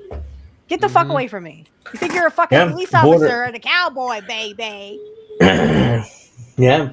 Border Patrol's parent agencies, U.S. Customs and Border Protection, say to use the license plate readers to help identify threats and disrupt criminal networks, and are governed by a stringent, multi-layered policy framework, as well as federal law and constitutional protections to ensure technology is applied reasonably and clearly defined for security purposes. And I say bullshit on that one.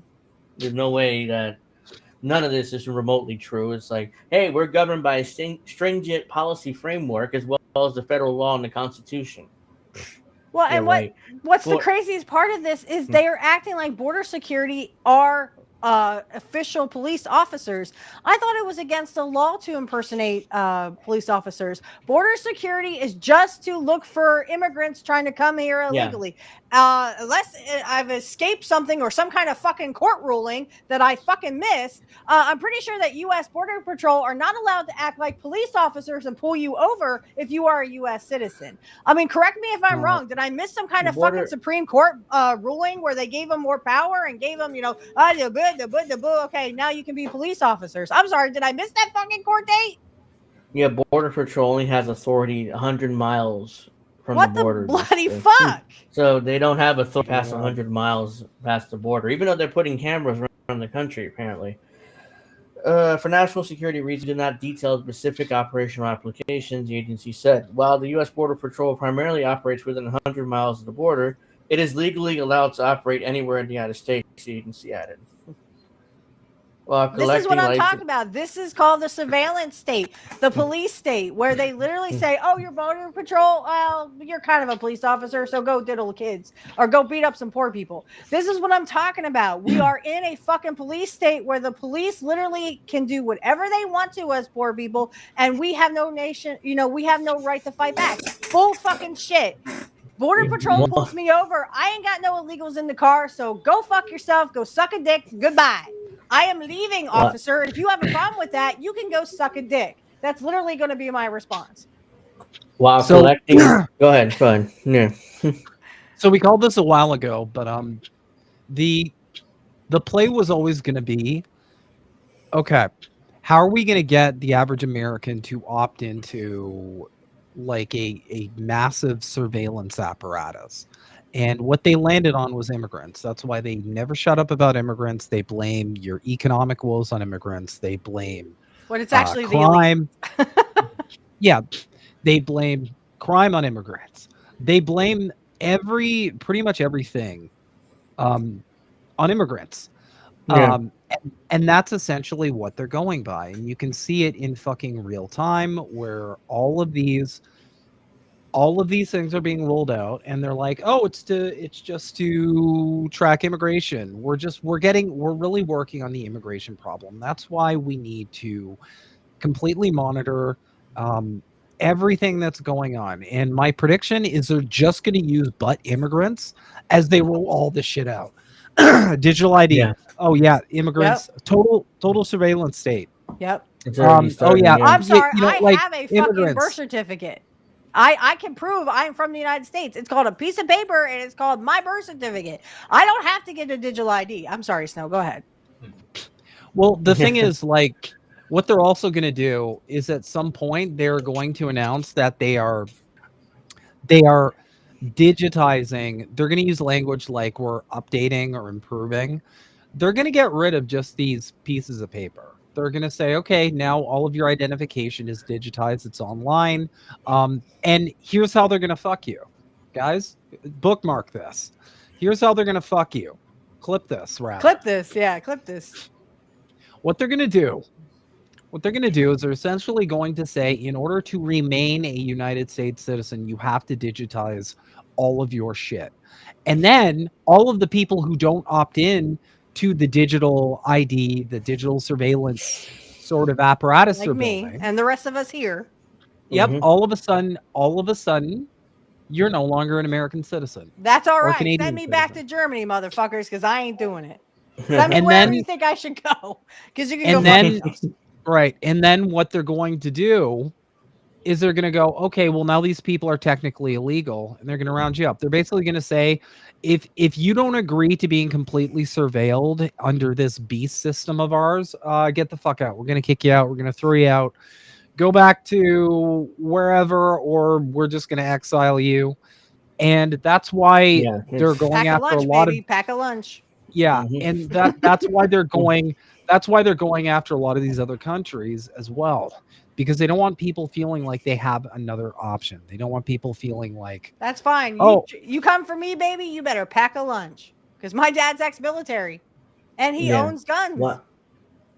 While collecting license plates from cars on public roads has generally been upheld by the courts, some legal scholars see the growth of large digital surveillance networks such as border patrols as raising constitutional questions. Courts have started to recognize that large-scale surveillance technology that's capturing everyone and everywhere at every point in time might be unconstitutional under the Fourth Amendment, which protects people from unreasonable searches, says Andrew Ferguson, a law professor from George Washington University. Right. Obviously, you don't but they need don't a give a law fuck about your professor Fourth to tell Amendment. you The cops that, don't care. that today, predictive surveillance is embedded into America's roadways. Mass surveillance techniques are also used in a range of other countries, from authoritarian governments such as China to increasingly democracies like the UK and Europe, in the name of national security and public safety. They do collecting mass amounts of information about who people are, where they go, what they do, and who they know, engaging in a dragnet surveillance of Americans on the street, on the highways, in their cities and their communities. Nicole, blah blah blah. The surveillance systems do not make communities safer. Yeah, that's what they put it under. Oh, we're making you safer. No, you're actually making it worse. You're making me want to beat your motherfucking ass.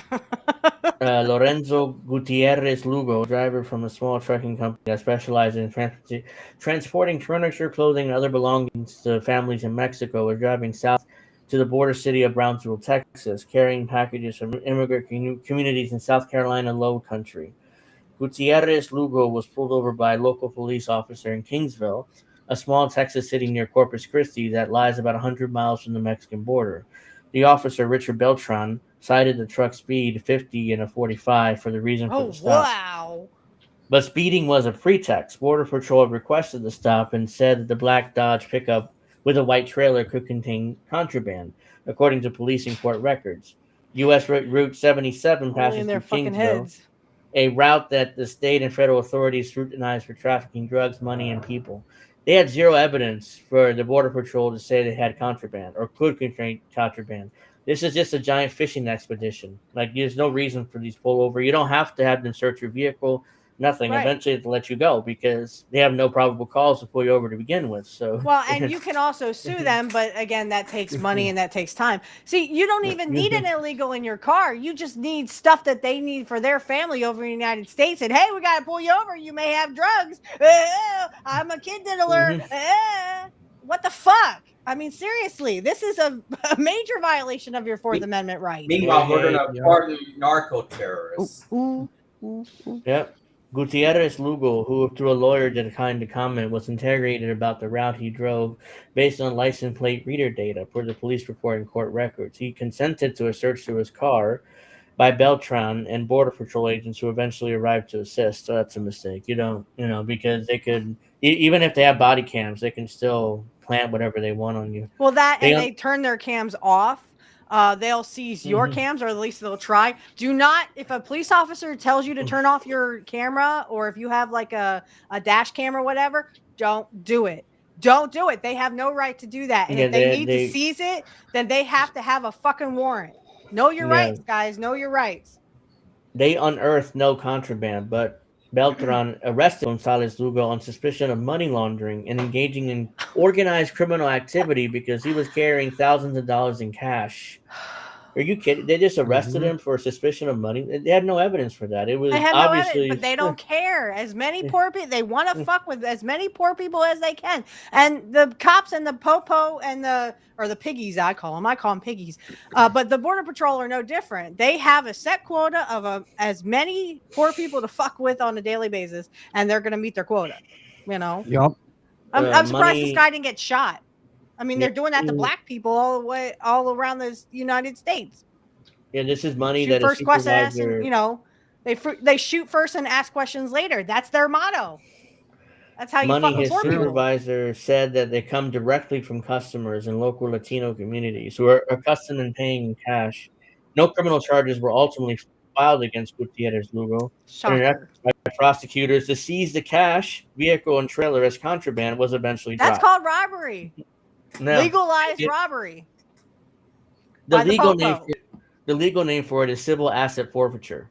So Right. basically, when they arrest you, they can take all your shit and all your money Right. and all your shit and Literally, make money we off could of have a cop Mm. come up on my porch, Yeah. knock on our door, and then when we don't answer or whatever, the cop he'll just kick in the door, throw a bag of drugs, and say, "Okay, now prove that that's not yours."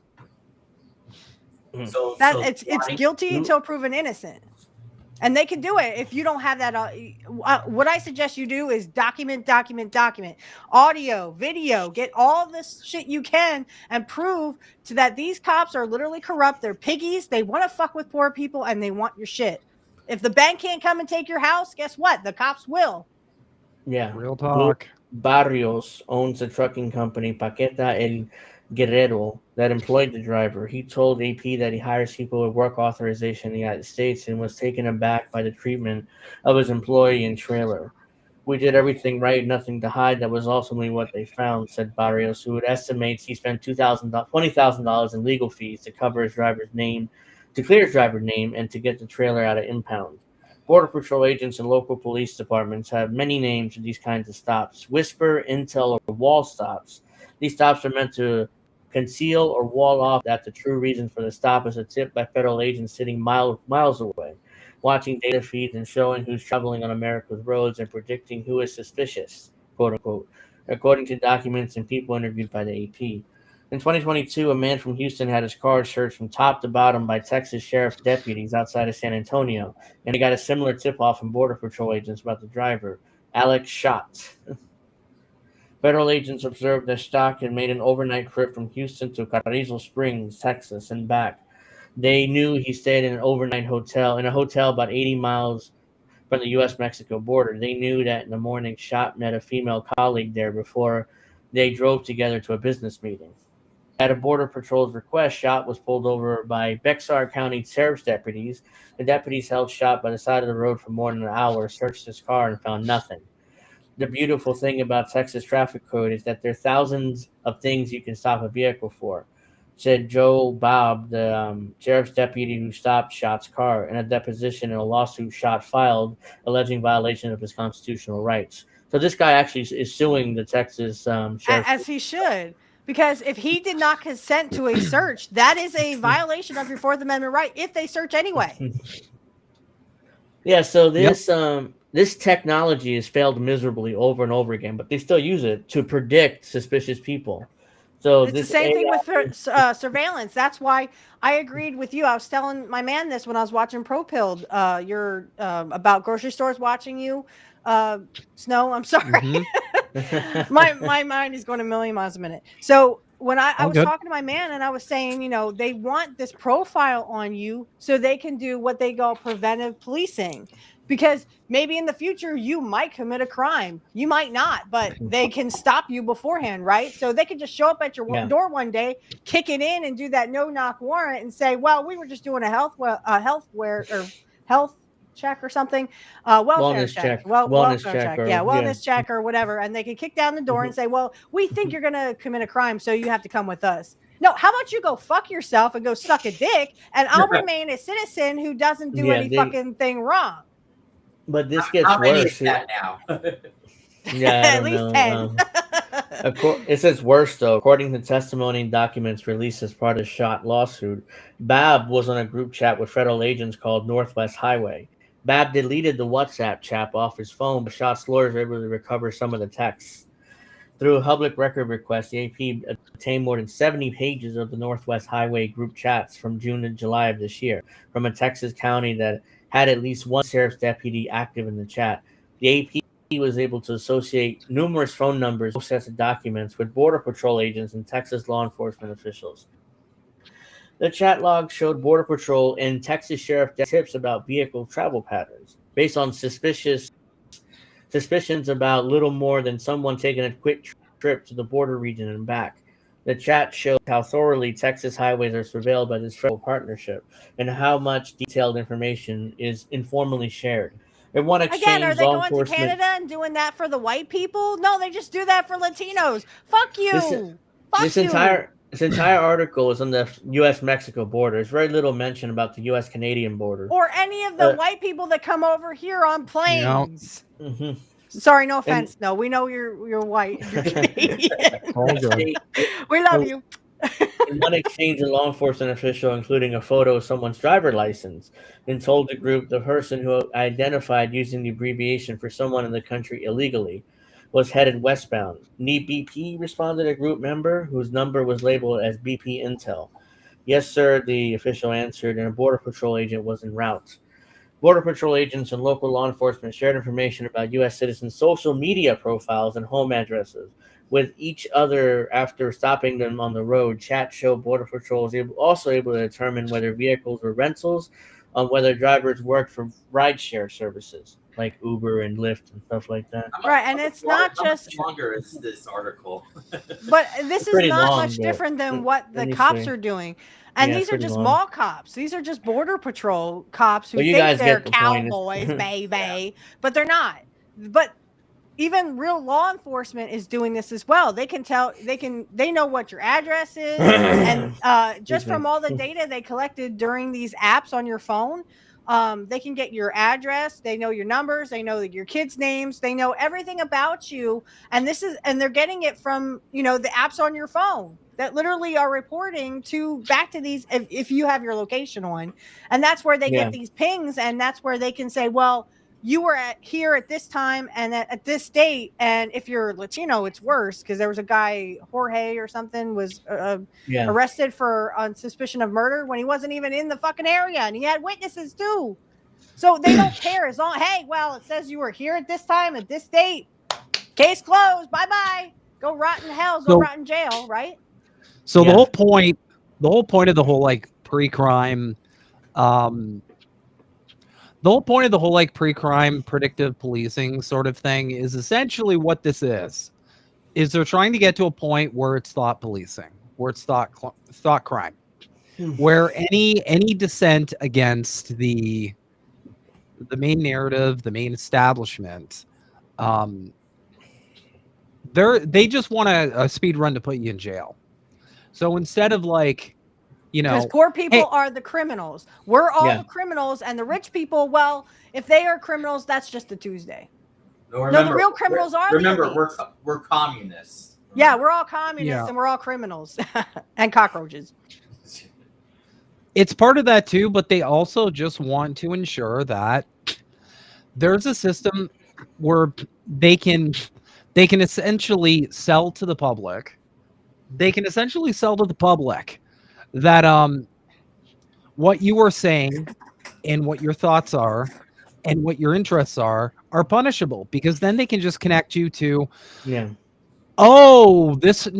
had to arrest that person. They were a terrorist. They were RAI had said they were 70% likely to commit a terrorist act.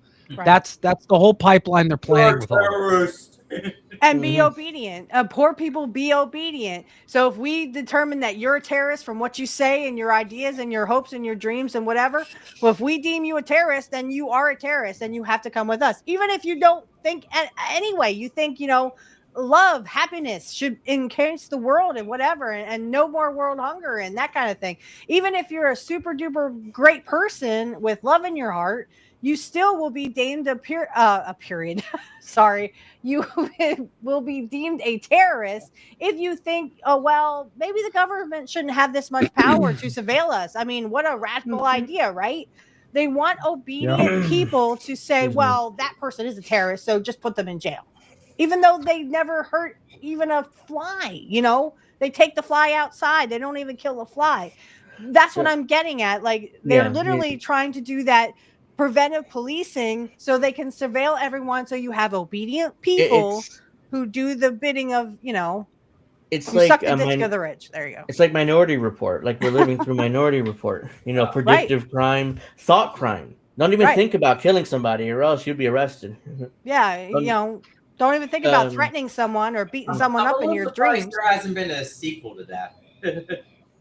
I actually like that movie, but surprised there wasn't a sequel. So let's get to Venezuela, because Nicolas Maduro is really bending over backwards to basically appease Trump.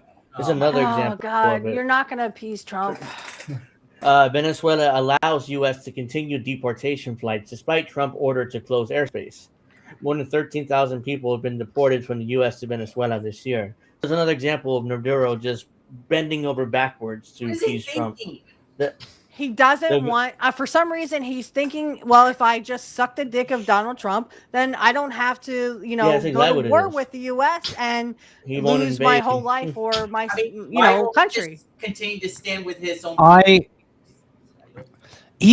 So what he's essentially thinking is, I don't want this to turn into another CIA-backed socialist coup where they basically overthrow the will of the Venezuelan people, install like a puppet, like they do with the global South all the time, like they've done countless times before.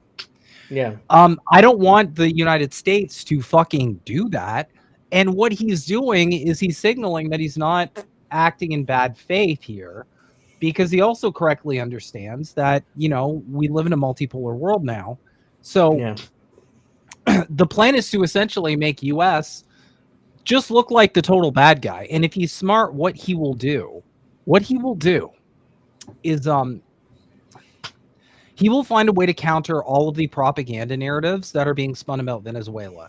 Because if you can't counter all the propaganda, then America is going to have to eventually just go full mask off and be like, okay, look, they've already said basically they want the oil, but they have to go full mask off and say, yeah, we're just taking over because we want that fucking oil and that's it. And who cares? And at that point, that's gonna massively shift discourse on a global geopolitical scale as well. So I think he's playing a little smarter than the average person gives him credit for. But at the end of the day, like, what is Venezuela going to do against one of the most powerful war empires the world's ever known? Right, and I'm pretty sure he doesn't want to end up like Gaddafi, right? Because remember what happened when they got rid of Gaddafi is basically, open slave markets. And he doesn't want his people to go through that, and he doesn't want to end up dead like Gaddafi.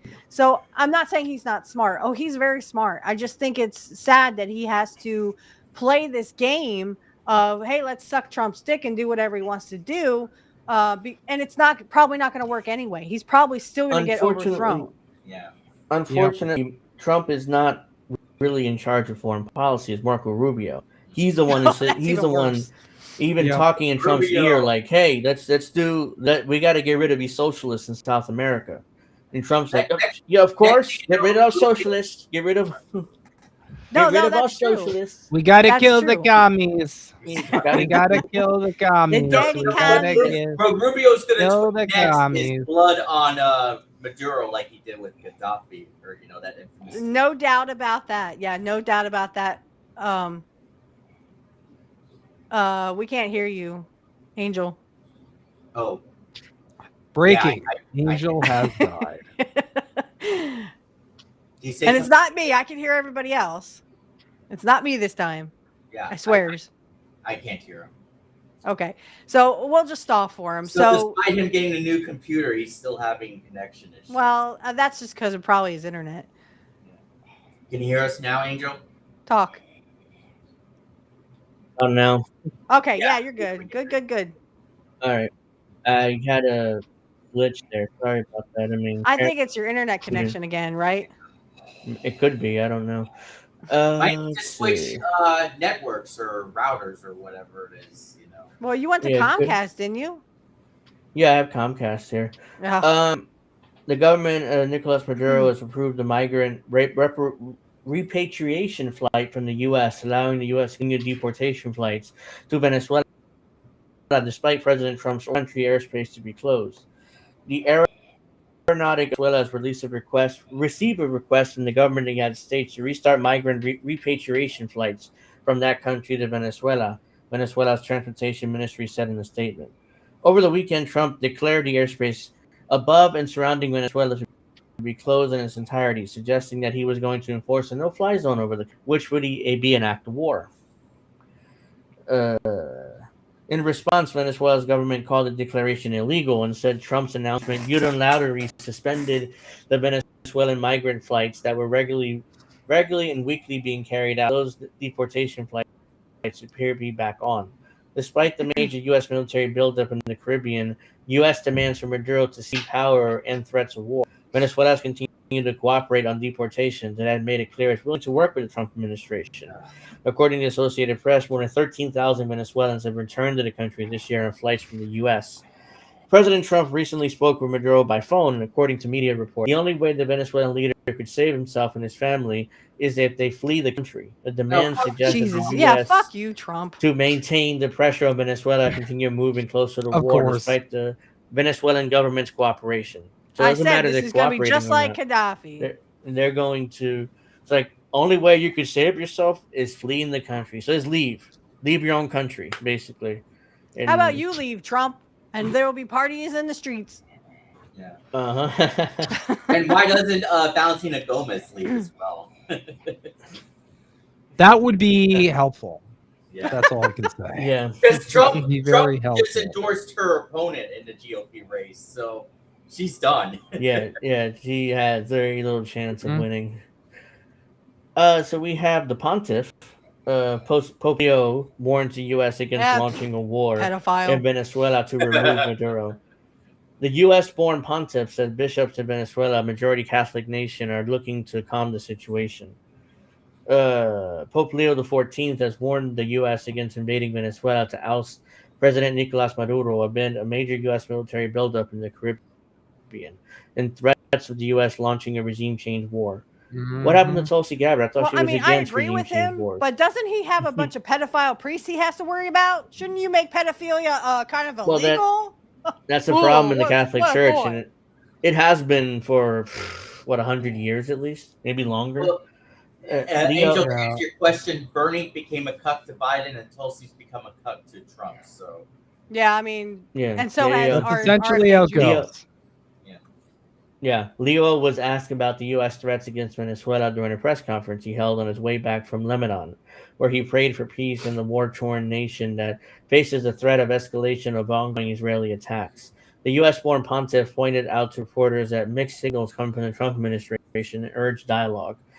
Quote, on one hand, it seems there's been tension between the two presidents. On the other hand, there's this danger, this possibility that there could be an operation, including invasion of Venezuelan territory, unquote.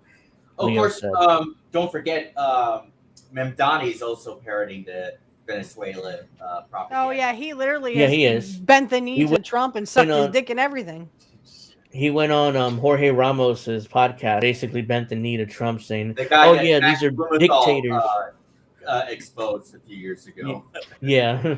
Well, we kind of knew this was going to happen. Even the other pope, you were saying how pedophilia is illegal. It's really not, because they just cover it right back up. But there's still pedophilia going on in the Catholic Church, and he's just not even addressing it. Yeah, just like the other pope didn't. None of the popes did. Trying to, project out to the world as a peace guy. Again, I believe it's better to seek dialogue within this pressure, including economic pressure. But looking forward to another way about bringing change, if that's what the United States decides. Leo also said that bishops in Venezuela, a majority Catholic nation, are trying to find a way to calm the situation, seeking all above good of the people, because in these situations, it is the people who suffer, not the authorities. Yeah, Trump doesn't give a fuck about that. Leo has previously expressed concern about U.S. military buildup in the Caribbean, saying that it was raising tensions. Catholic in the Caribbean had harshly condemned the U.S. military campaign and the strikes on alleged drug-running boats in the region. It says it violates the sacredness of human life. Which they don't give a fuck about either. The Antilles Episcopal Conference, which represents the Catholic dioceses and nations and territories across the Caribbean, said in a statement last month that warships and the disruption of marine livelihoods within our Caribbean waters represent real and immediate threats to liberty and to the welfare of our nations. The bishops added, while the quote narcotics trade continues to devastate Caribbean societies, unquote, the quote arbitrary and unwarranted taking of life cannot be justified as a means of resolution. Such acts violate the sacredness of human life, unquote. No, it's much better if you rape kids. Sorry. Quote, the disregard of the sovereignty of independent nations cannot be accepted as a reasonable measure in the name of border security. Wars or the threat of war is never the right solution, the statement added. The objectives of securing our borders and elimination of narcotics trade must be pursued with the respect for law, the dignity of human life, and with a tacit understanding of our region's deep commitment to peace, unquote. Whatever that means, because I don't think Trump in the U.S. cares about it. So this is all like none they have never. None of this ever means They don't anything. want you to have a kid. They don't want you to have a kid. They don't want you to have an abortion. But they don't want you to have a kid. I don't get that thing. But anyway, they're just trying to appease the Christians and all life is sacred. But yet they literally have a genocide. They're helping Israel with a genocide, killing kids. They don't give a fuck about you or your kids. Hello. Yeah. They never have. Never have. That's always part of the And scam. what they do over there, they will do here. They will bomb. Literally, I think this is going to happen. They are going to bomb the people who don't want to be on digital ID and don't want to be surveilled. Steph, you're at the very least, they will kick them out. They will essentially say, "Listen, unfortunately, you're no longer a citizen. Therefore, we're going to give you X amount of days to get out." Or they'll arrest. They will arrest people. Like, yeah, it's like this. This is a pretty cut and dry sort of situation. Yeah. Well, then I will see you guys in jail. We'll all be jailmates. We'll all see each other in hell. All right. So, but I don't believe in hell. Well, a hell equivalent. There you go. Witkoff and Kushner holds 5-hour meeting with Putin. No sign of breakthrough. Yeah, what the fuck is Kushner doing in here? He doesn't know anything. He just sucks dick. For 5 hours straight. That would be. Oh my god. Witkoff is the U.S. envoy to the Ukraine-Russia war, so he represents the U.S. in any negotiations. But I don't know why Kushner is there. He's not part of the government anymore. I keep saying that, but he's a part of these negotiations too for some reason. All he does is suck the dick of Israel because he's Jewish. Where's Ivanka? Yeah, she's all sucking her father off. Yeah, I don't know where she's. That's all she's fucking good for. I don't know what she's doing these days. U.S. envoy Steve Witkoff and President Trump's son-in-law Jared Kushner held 5-hour talks. Held 5 hours of talks with Russian President Vladimir Putin. Kremlin on Tuesday to discuss potential peace plans to end the war in Ukraine, but the meeting ended with no sight of a breakthrough. Shocker. Yuri Yashkokov, a top aide to Putin, said that the talks were useful, constructive, and meaningful, but there were no compromises were reached. Some American proposals are acceptable to Russia, others are not, he said.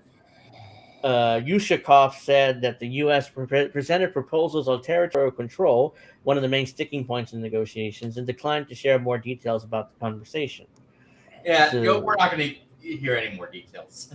Probably not. We agree with our American colleagues not to disclose the substance of negotiations that took place. The discussion was confidential. I suck your dick, you suck my dick. Okay, Yushakov told reporter. The original 28 U.S. proposal that was leaked to the media required Ukraine to cede what territory it controls in the Donbass, a key Russian demand to end the war. But Ukraine has been resistant to the idea of ceding any territory, and the U.S. proposal was altered during talks between U.S. and Ukrainian officials. Ukraine has no say in any of this. They're a puppet state of the U.S. They'll do what they're told ultimately. If not, Zelensky, so... Yep. Yushakov said in another meeting between Trump and Putin could happen, but it required more progress to be made on a potential peace deal. Quote, a possible meeting at the presidential level would depend on how much progress we can make along this line. We will continue talks at the level of representatives and assistants, unquote. Another main sticking in the negotiations is the issue of security guarantees. Ukraine's European backers are insisting on deploying troops to a post-war Ukraine. That's not the Russians are never going to read Mouse's reply. Yeah, I know. I just saw that. I mean, Kieran's not here. Usually Kieran keeps track of it, but I think we're up to at least 15. Yeah, he's the one that usually keeps track. Unfortunately, he's not able to be here, I guess. Another main sticking point in negotiations, the issue. Oh, I read that. The idea that was repeatedly rejected by Moscow. The assistance of a troop deployment or NATO-style security guarantees could ultimately sabotage the chances of the deal, which is what the EU wants. They want to sabotage this deal, like in the last article I read about this. So, yeah, there you go. Nothing happened. Seemed like it was a big waste of time. I love you, Mouse. Nothing is true here. Move along. Hey, remember, guys, please like and share and subscribe, because if we get to 40 likes, this is where Mrs. Witchy goes topless. Somehow. Everybody wants a Without piece of getting Mrs. banned. Witchy. Everybody wants a piece of Witchy, all right? Even Snow wanted a piece of Witchy. Just don't tell your wife, Snow. No, I'm kidding.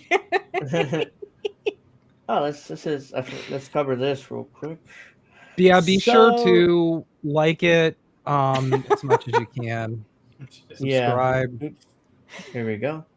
So, the world's largest pension fund demands Microsoft disclose its dealings with Israel. The U.S. tech giant has been accused of allowing Israel to use its cloud service and AI services to fuel the genocide in Gaza. Norway's $2 trillion sovereign wealth fund has announced on 2nd of December that it's stepping up its pressure on Microsoft over human rights concerns linked to the Israeli army's action in Gaza, backing a shareholder demand for greater transparency of the company's global operations. The Sovereign Wealth Fund, the largest in the world, said that it will vote in favor of a proposal and calling on Microsoft to publish a report outlining human rights risks in countries where products are used in the context of significant rights abuses. The proposal submitted by shareholder group EICO, EICO, will be presented at Microsoft's annual general meeting on December 5th. Its intervention follows reports that Microsoft software and cloud tools were developed by the Israeli military in Gaza in the occupied West Bank. Steph, I think you might have your mic off, I think. No, I know. It's because I was laughing so hard at what Vince's evil mustache said. Oh my god! I'm like, I don't think Snow wants to go there. I'm sorry. I didn't want to distract anybody. Oh my! I was losing it over here after what he said. Like, oh my god, dude! Prompting renewed security of companies' role in war marked by widespread allegation of war crimes. The fund said Microsoft must disclose how to identify human rights dangers in sensitive markets and explain whether its internal controls are effective. It stressed that boards cannot ignore the environmental and social impacts of products they approve. Microsoft management has opposed the proposal and urged shareholders to vote it down. Of course they are. Norway's fund holds a 1.35% stake, valued at $50 billion as of June 30th, making it Microsoft's second largest equity holding after Nvidia. LSEG data ranks the fund as Microsoft's eighth largest shareholder overall. The fund also announced that it will vote against. I'm sorry. A fund also announced it will vote against CEO Satya Nadella's reappointment as chair of the board, continuing its long-standing policy against one person holding the CEO and the board chair role. It will oppose this compensation package as well, criticizing the scale of the U.S. executive pay and calling for remuneration to be weighted towards shares locked for 5 to 10 years, regardless whether executives step down or retire. The say on pay vote is adversary and does not bind Microsoft leadership, even if majority shareholders oppose the package. Norway's fund, known for its ethical investment criteria, has previously rejected Elon Musk's Tesla pay package and sold stakes in 13 Israeli companies on ethical grounds. Elon Musk got really noted again recently. Yeah. He's a fucking pedophile. Okay. Its push at Microsoft highlights rising investor resistance in technology firms whose products are implicated in abuses, including those documented during the Israeli genocide of Palestinians in Gaza. So, investigations have detailed that Microsoft cloud infrastructure became embedded in Israeli military intelligence operations. Leaked documents and interview with current and former personnel showed that Unit A200 was granted a dedicated section of the Azure platform to store and analyze vast collections of intercepted Palestinian communications. A system intelligence officer later informed airstrike planning in Gaza. The reporting also described mounting internal dissent of Microsoft, with employees accusing the company of supplying tools that enable Israel's mass surveillance architecture. Protests have pushed the company to open internal reviews, even as it denies its technology was used to identify targets.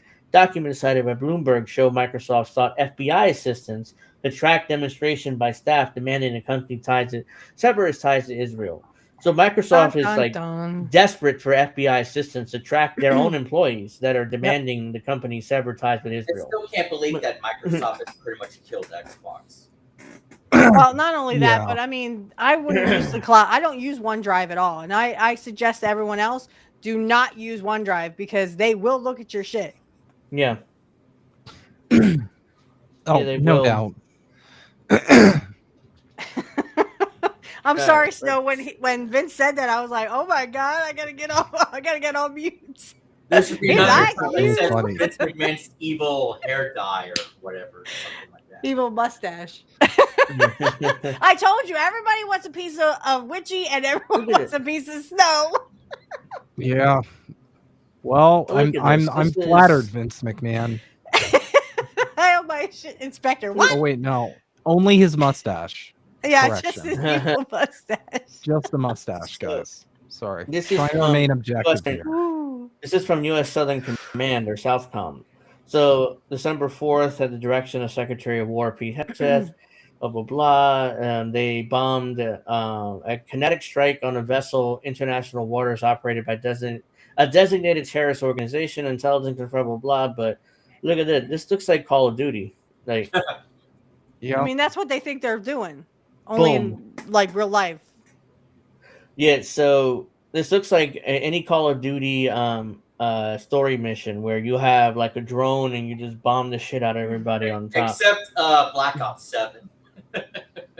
Oh, apparently that campaign was horrific. I mean, it to me like Resident Evil. Call of Duty. That game's doing horrible. I finally hope that's a wake up call for Activision. Call of Duty, the Ghost thing. When you mentioned Ghost, that's what I thought of, the Call of Duty Ghost, where they have that came out game where about like you kill ghosts or something, or you kill zombies, or I don't know what the fuck it was. I'm like, okay, it's like Call of Duty Ghost. Zombies have been part of the Black Ops series. Okay. Yeah, it's so not as bad as the zombies we have in Washington. The likes are at the likes are at 19. So if we can get back to 30 this week, that will show, support.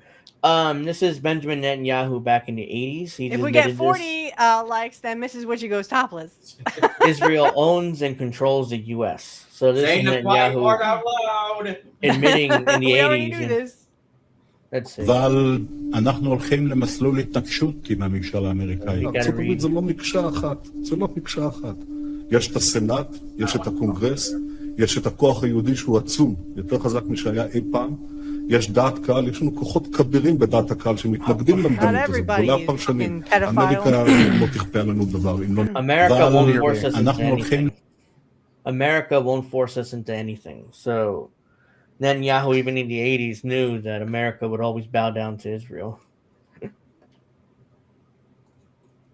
Uh-oh. No, I think so. I think he said he'd be right back. Yeah, I'll be back. This is pretty funny here. I thought the EU on the left versus Russia on the right. So this is. Hey, let him sleep. Be quiet. Gotta go to sleep. Like, shut the fuck up. Shut the fuck up. Oh, I'm sorry. I'm sorry. I'm so sorry. So that's the EU versus Russia. Even dogs have a hierarchy. I mean, how fucking shitty is that? And then NATO's like, well, we're going to put our best foot forward and we're going to make Russia bow to us. And then Russia's like, boo. And they're like, oh, I'm so sorry. I'm so sorry. Sorry, Russia. That's what they're going to do. You watch. That'll be the EU and the fucking NATO. So this is Richard Nixon talking about Israel now. It says here, never mind the Russians. Never mind the Russians. The biggest threat to America is AIPAC. This is back in 1973 when Nixon said this. To explain something about what is called the Jewish lobby in this country. Their belief is that being for Israel first, that does not mean you're putting America second. An American president, however, has to approach it in a different way, in my opinion. He's got always to think first of what is best for America. An American president must make a decision that does not, in effect, give the Israelis a blank check. And one example of that is a decision that I made. I decided early on in our administration that we were going to seek good relations with Egypt and others of Israel's neighbors. Many of my Israeli friends didn't like that because they wanted a special relationship with Israel and Israel only. But I didn't want to work with Palestine. That's why they probably found some kind of tapping thing that every other president had done before him, and literally that they popped him for it. God, Yeah, I thought. Same with Kennedy. They popped him for not. I mean, Kennedy did not want to go into Vietnam, and they're like, nope. Yeah, I always thought that Watergate was Nixon was set up on that and was forced to resign, especially with thoughts like this. Resign, we're just going to eliminate you. Okay, let me just get the hell out of here because I value my life. Let's see. Well, I found this kind of. Oh shit! Sorry. Hate to interrupt. It is 9, so I'm probably gonna have to dip out. But okay, thank you guys. You want to come on Sunday, 7:00 p.m. again? I might be busy up until we stream, but I definitely love to come back on sometime in the future. Yes, for sure. We're welcome. Angel said you should try to reach Bill if he can come on Sunday.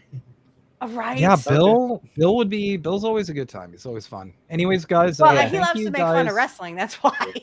Yeah, I mean, we do too. We make fun of it all the time. All right. Well. All right. Thank you for coming on, Snow. It has been so much fun. Yeah, thank you guys as always. Obviously, I'll be back. Be sure to like and subscribe Indie News Network if you haven't before. By the way, how's Crap's rash? By the way, rash. it is spread. It is spread to his entire city, unfortunately. It's just. If he wants to come on, tell him he's free to come on too. You know, like the creep. You know, like the Zerg creep, like the creep when, like, in StarCraft, it's that, but like for a whole city. It's very bad. All right, well, good to know. Well, we love you, Snow. We love you very much. Love you guys. And keep at it. And have a good night, everybody. All right, good night, Snow. I guess we'll wrap up in a few minutes ourselves, but I found this interesting. A hemp car. I didn't, but why does that sound like a hemp car? That sounds like a good car right there. It was built in 1941. It contained celluloid fibers derived from hemp, sisal, and wheat straw. The plastic was lighter than steel, but could withstand impacts 10 times without getting dented. So it was built by Henry Ford, apparently, at Ford. So we'll see what this is. So this is the car here. Amongst the thousands of products made from hemp, one of the most extraordinary is Henry Ford's plastic car. Built in 1941, it contained cellulose fibers derived from hemp, sisal, and wheat straw. The plastic was lighter than steel, yet could withstand 10 times the impact without denting. Why wasn't it put out for production? Very simple. The steel companies, it will go out of business, and it was just one. They didn't really give a fuck if you got into a car accident and killed yourself. And it probably was too expensive to bring to market, so they just didn't bring it to market. But yeah, all right. Let's see. Forgot I wanted to play this before we go. This is pretty. We got funny. Natty Ice in the house. What's up, Natty? Hey. Thank you for coming. Make sure you give it a like, because right now we're like 20 likes. Let me see. 20, yeah. So 19 his own actually. Goal? What? Yeah, this is George Bush with the Freudian slip here. So I found it pretty hilarious. Let's watch. The result is an absence of checks and balances. Remember, he's attacking Russia here for their invasion of Ukraine. That's the context of this. I know what this is. Yeah, that's the context of this. In Russia, and the decision of one man to launch a wholly unjustified and brutal invasion of Iraq. Oops. I mean, Ukraine. Yeah. Iraq. Anyway. Iraq. He went to Iraq, huh? And he totally skipped over Ukraine and went to Iraq. Yeah, it's like a brutal invasion of Iraq. I mean, I remember when Ukraine. Mike Preissner called out Bush in one of his speeches or meetings, whatever. But also, Mike Preissner, there's a photo of him when he was with Hillary Clinton when he was a soldier. So, yeah, interesting. And thank you, Natty, for the like. Explain to Jack about. Vince McMahon had a mustache, and it was like you're trying too hard, Vince. You're trying too hard. Okay. And then I don't know why an 80-year-old would want a mustache that was dyed the same color of his hair. I don't know why. Everyone knows that Vince McMahon has grays. Trust me, right? So he's trying to like look younger than he's supposedly trying to look. With dyeing his hair black. I mean jet black, and it didn't work. Vince, we know you're over 80. Okay. And where the fuck is Shane McMahon? I mean, he's just... I don't know. Yes, this is President Nicolas Maduro. He talks about, how can I be a dictator? Anyway, Maduro refers to a long list of Latin American dictators and coup leaders that received U.S. training. So Pinochet, Anastasio Somoza Garcia, Anastasio Somoza Debatty, Alfredo Stasner, Jorge Rafael Vidilla, Roberto Virola, Leopoldo Gattari, Emilio Masseria, Hugo Robla, it keeps going. All these Noriega, all these leaders in Latin America. So everybody remembers Noriega. ¿Cómo voy a ser un dictador? Si no me formé en la Escuela de las Américas, ni en Harvard. Yo no me formé en Langley, West Point, Escuela de las Américas, ni Harvard. They don't care. Yo me formé. Yeah, they don't care. En los liceos de Caracas, en los barrios del Valle, 23 de enero, Katia, Propatria, El Cementerio. This is an evil mustache. ¿Cómo voy a... Yeah, so there you go. Yeah, he didn't go to the School of the Americas, which is that famous school that taught you how to be a it's dictator. basically all the elites. Basically, those are the people that they want to be dictators. They want to run the country. So if you went to Harvard, if you went to Stanford or all these elite schools, that's basically what they taught you. All these people here are men that went to the School of Americas, which American government used to train dictators in Latin America, military dictators in particular. All their torture and their disappearance and their disappearing of citizens and all the horrible things that they did were trained by the U.S. to do so. Yep. So, but Maduro, he's a dictator, Yeah. Absolutely. He's definitely a dictator. He sounds like he's just worried that, this is why I think he's bending over backwards and sucking the dick of Trump, is because he literally doesn't want to end up like, now I can't think of his name. Shit. But Libya, the guy from Libya. Oh, yeah. Oh, yeah. Gaddafi. Gaddafi, yeah. He doesn't want to end up like Gaddafi. And I think he does genuinely care about his citizens. He doesn't want he doesn't want Venezuela to end up like Libya and have open slave markets. I think that's why, he's going to play the game. But here's the thing, Nicolas Maduro. Trump doesn't care. If you play the game or you don't play the game, you're still going to be, I have a feeling you're still going to get overrun. You're still going to act like, you're still going to be like Gaddafi. And look what happened to him. Yeah, look what happened to Assad as well. Yeah.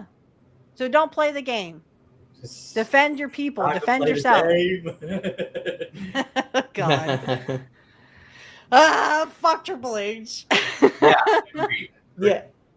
Fuck him with this direction. I wanted to play this while Snow was here, but I kind of forgot. So this is the AI speech from Metal Gear Solid 2. Oh, I think I saw it was one of the this kind of went viral. Like, it's like, oh my god, this predicted it predicted exactly what our world is like today. In 2001, by the way. I played this game and passed it, and I saw this ending, and I'm like, this is Kojima lost his mind with this. This is ridiculous. Don't forget, you also have to play as Naked Raiden. Yeah. This is like I thought he was ridiculous with this, but it's like, oh my god. Today look back on this. Trump needs to get what? Yeah, looking back on this, he's absolutely right. You know, he somehow nailed the world we live in today. So, yeah, blah blah blah. We are formless. We are the very discipline and morality that Americans invoke so often. How can anyone Oh, hope by the way, this is an AI talking. So these are AIs that are talking here. AI to speech with eliminate images. us? As long as this nation exists, so will we. Don't you know that our plans have your interests, not ours, in mind? What? Jack, listen carefully, like a good boy. In the current digitized world, trivial information is accumulating every second, preserved in all its Trivial triteness, information. Look at that. never This fading, always accessible. Rumors about petty issues, misinterpretations, slander. All this junk data, preserved in an unfiltered state, growing at an alarming rate. It will only slow down social progress, reduce the rate of evolution. Now that's look at that. The zombies looking at their phones. That's all we do now. It's like we just do this. Remember Metal Gear Rising when that, or not Metal Gear Rising? One of the Metal Not Gear me. I actually take time out and meditate. one of the recent Metal Gear games that had zombies a few years ago. You know. Yeah. It's just. What we propose to do is not to control content, but to create context. Create context? The digital society furthers human flaws and selectively rewards development of convenient half-truths. The untested truths, spun by different interests, continue to churn and accumulate in the sandbox of political correctness and value systems. Everyone withdraws into their own small gated community, afraid of a larger forum.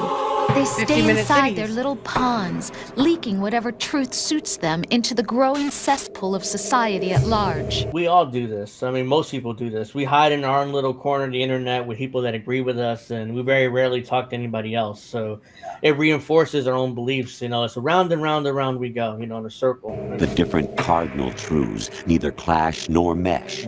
No one is invalidated, but nobody is right. Not even natural selection can take place here. The world is being engulfed in truth. And this is the way the world ends, not with a bang, but a whimper. We're trying to stop that from happening. It's our responsibility Facebook. as rulers. Just as in genetics, Fake news. unnecessary information and memory must be filtered out to stimulate the evolution of the species. And you think you're qualified to decide what's necessary and not? Yes. Absolutely.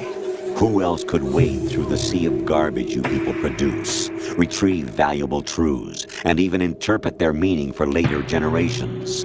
That's what it means to create context. I'll decide for myself what to believe and what to pass on. But is that even your own idea? Is that even your own idea?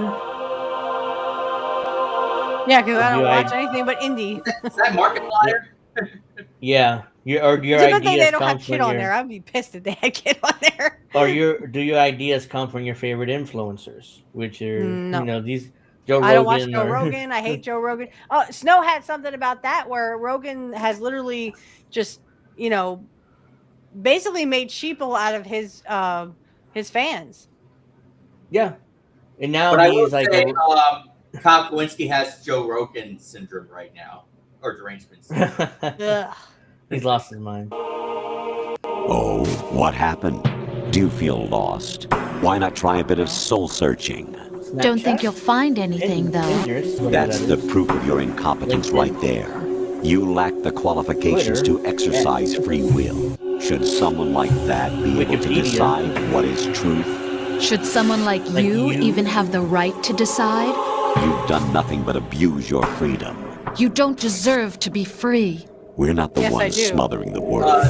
You are. The age of digitized communication has given even more power to the individual. Too much power for an immature species. Now we think for you. We are your guardians, after all. Right. You want to control human thought, human behavior?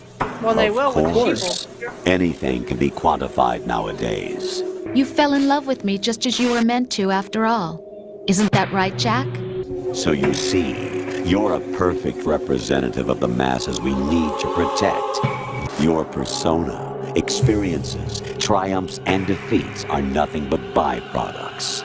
The real objective was ensuring that we could generate and manipulate them. It's taken a lot of time and money, but it was well worth it considering the results. All right, that's that. You know, Too that's bad. your I mean, too bad that hasn't worked for us. I get my news from Kit, from Indy, from, of course, Angel, who looks up all these articles and does his research. So I get my news from people I know are a good source, because you guys do the time, you take the research, you do all that. And you don't use any of that shit. Yeah, so it seems like Kojima was giving us a warning, not a ridiculous over the top plot the way I thought it was 25 years ago. So it's like, oh wow, I mean, it's like he was giving us a warning what was coming with society. But, of course we don't listen because we're human, and oh no, that's never going to happen to us. Turns out it did. So I just want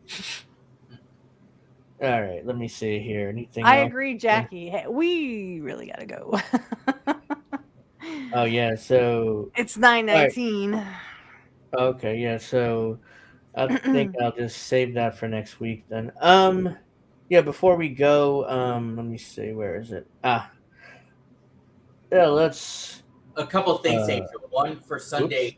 Are you still having trouble scrolling up on the Twitter or the X messages? Oh, I did it wrong.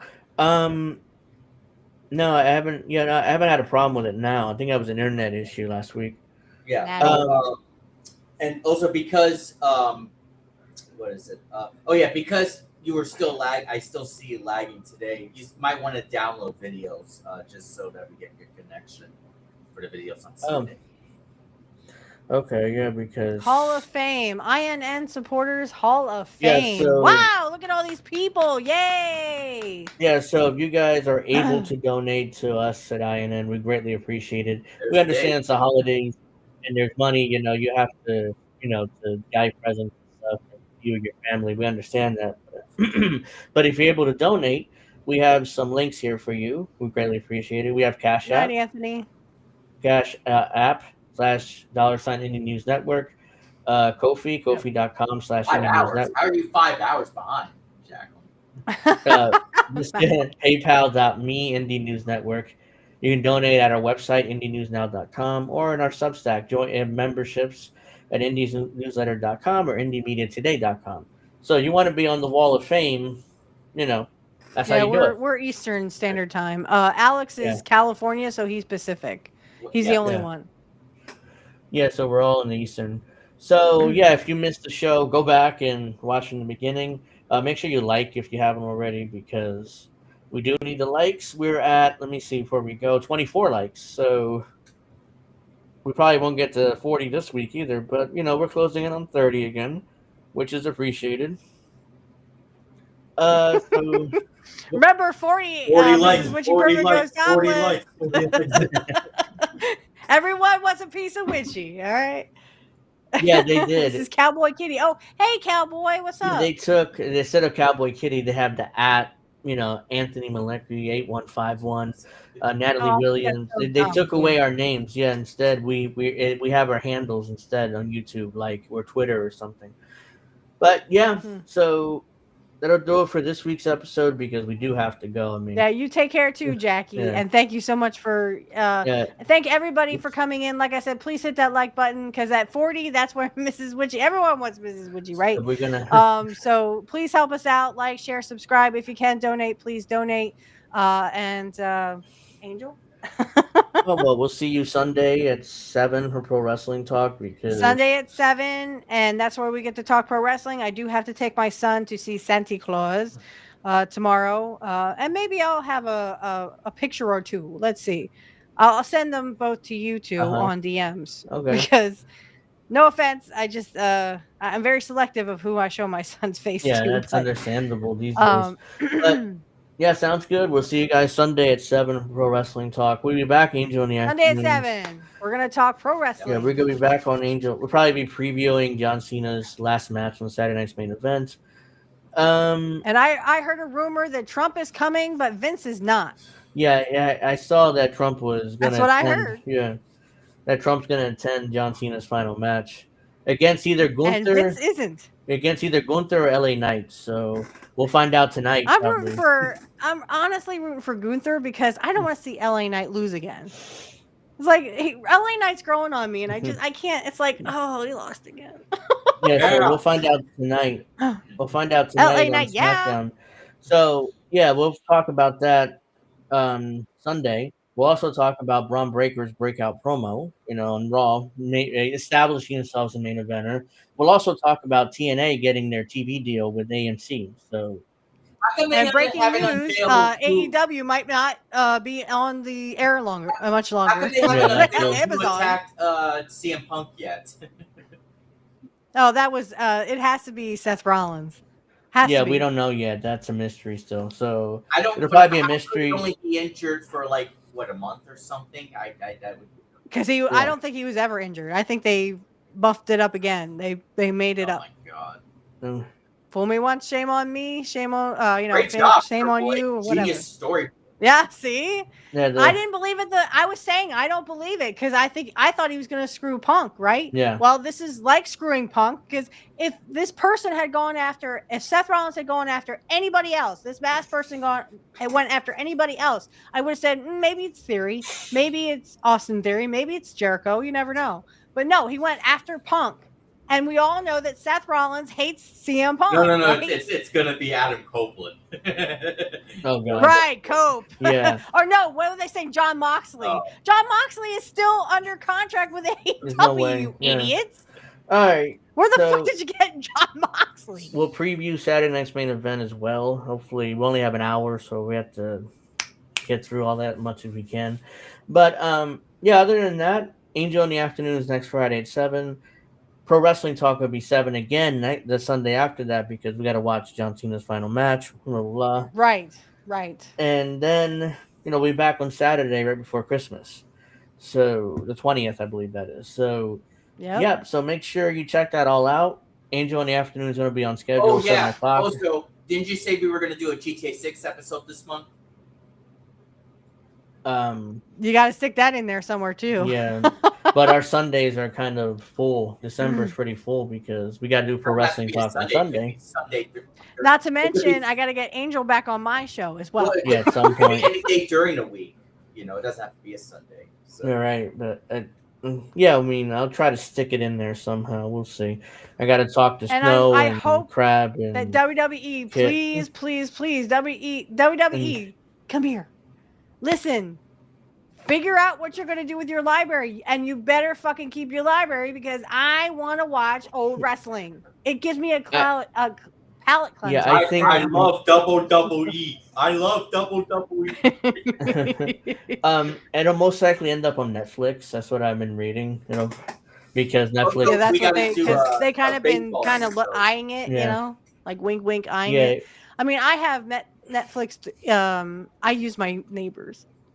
Don't tell anybody. We got to do Angel, you and I, and probably a Dave. I know. Yeah. That too. So. And I get to watch Saturday night's main event with Angel. This is fucking cool. Like we could literally, he sends me, and Indy was on saying like, "Oh, this is how we watch UFC." I went, "Really?" Yeah, so that's on Discord. Yeah, we can do it on Discord or Restream. Get ready for the Royal Rumble in Saudi Arabia. Yeah, that's next month. Yeah, I think. So in February of all fucking places. It's January. It's always been January. Why are you fucking it up? This is a no-brainer, right? And then WrestleMania 43 in 43, yeah. It's in Saudi, and they're like, oh, Seth Rollins is going to make he isn't ruling it out that he's going, oh, just stop it. Just stop it with the bullshit. We all know Seth Rollins is going to come back before 43. So, we'll just leave it there. We did all the promoting. Tuesday night is Indie Now Live at 10. Wednesday is INN News. Thursday, Indie does a combination of Jesse Jett's show, American Tradition, Indie Tech Tips, what he did last night. Nobody Wants to Work Anymore with Indie and Snow, who was just on, and some other, Indie One-on-One. We does interviews. So, and Friday, of course, is me. with Witchy and Alex Angel in the afternoon, and Saturday would be pro wrestling talk, but Sunday in the next few weeks. So that's all. That's our schedule. Thank you very much for watching, everybody. Have a great weekend, and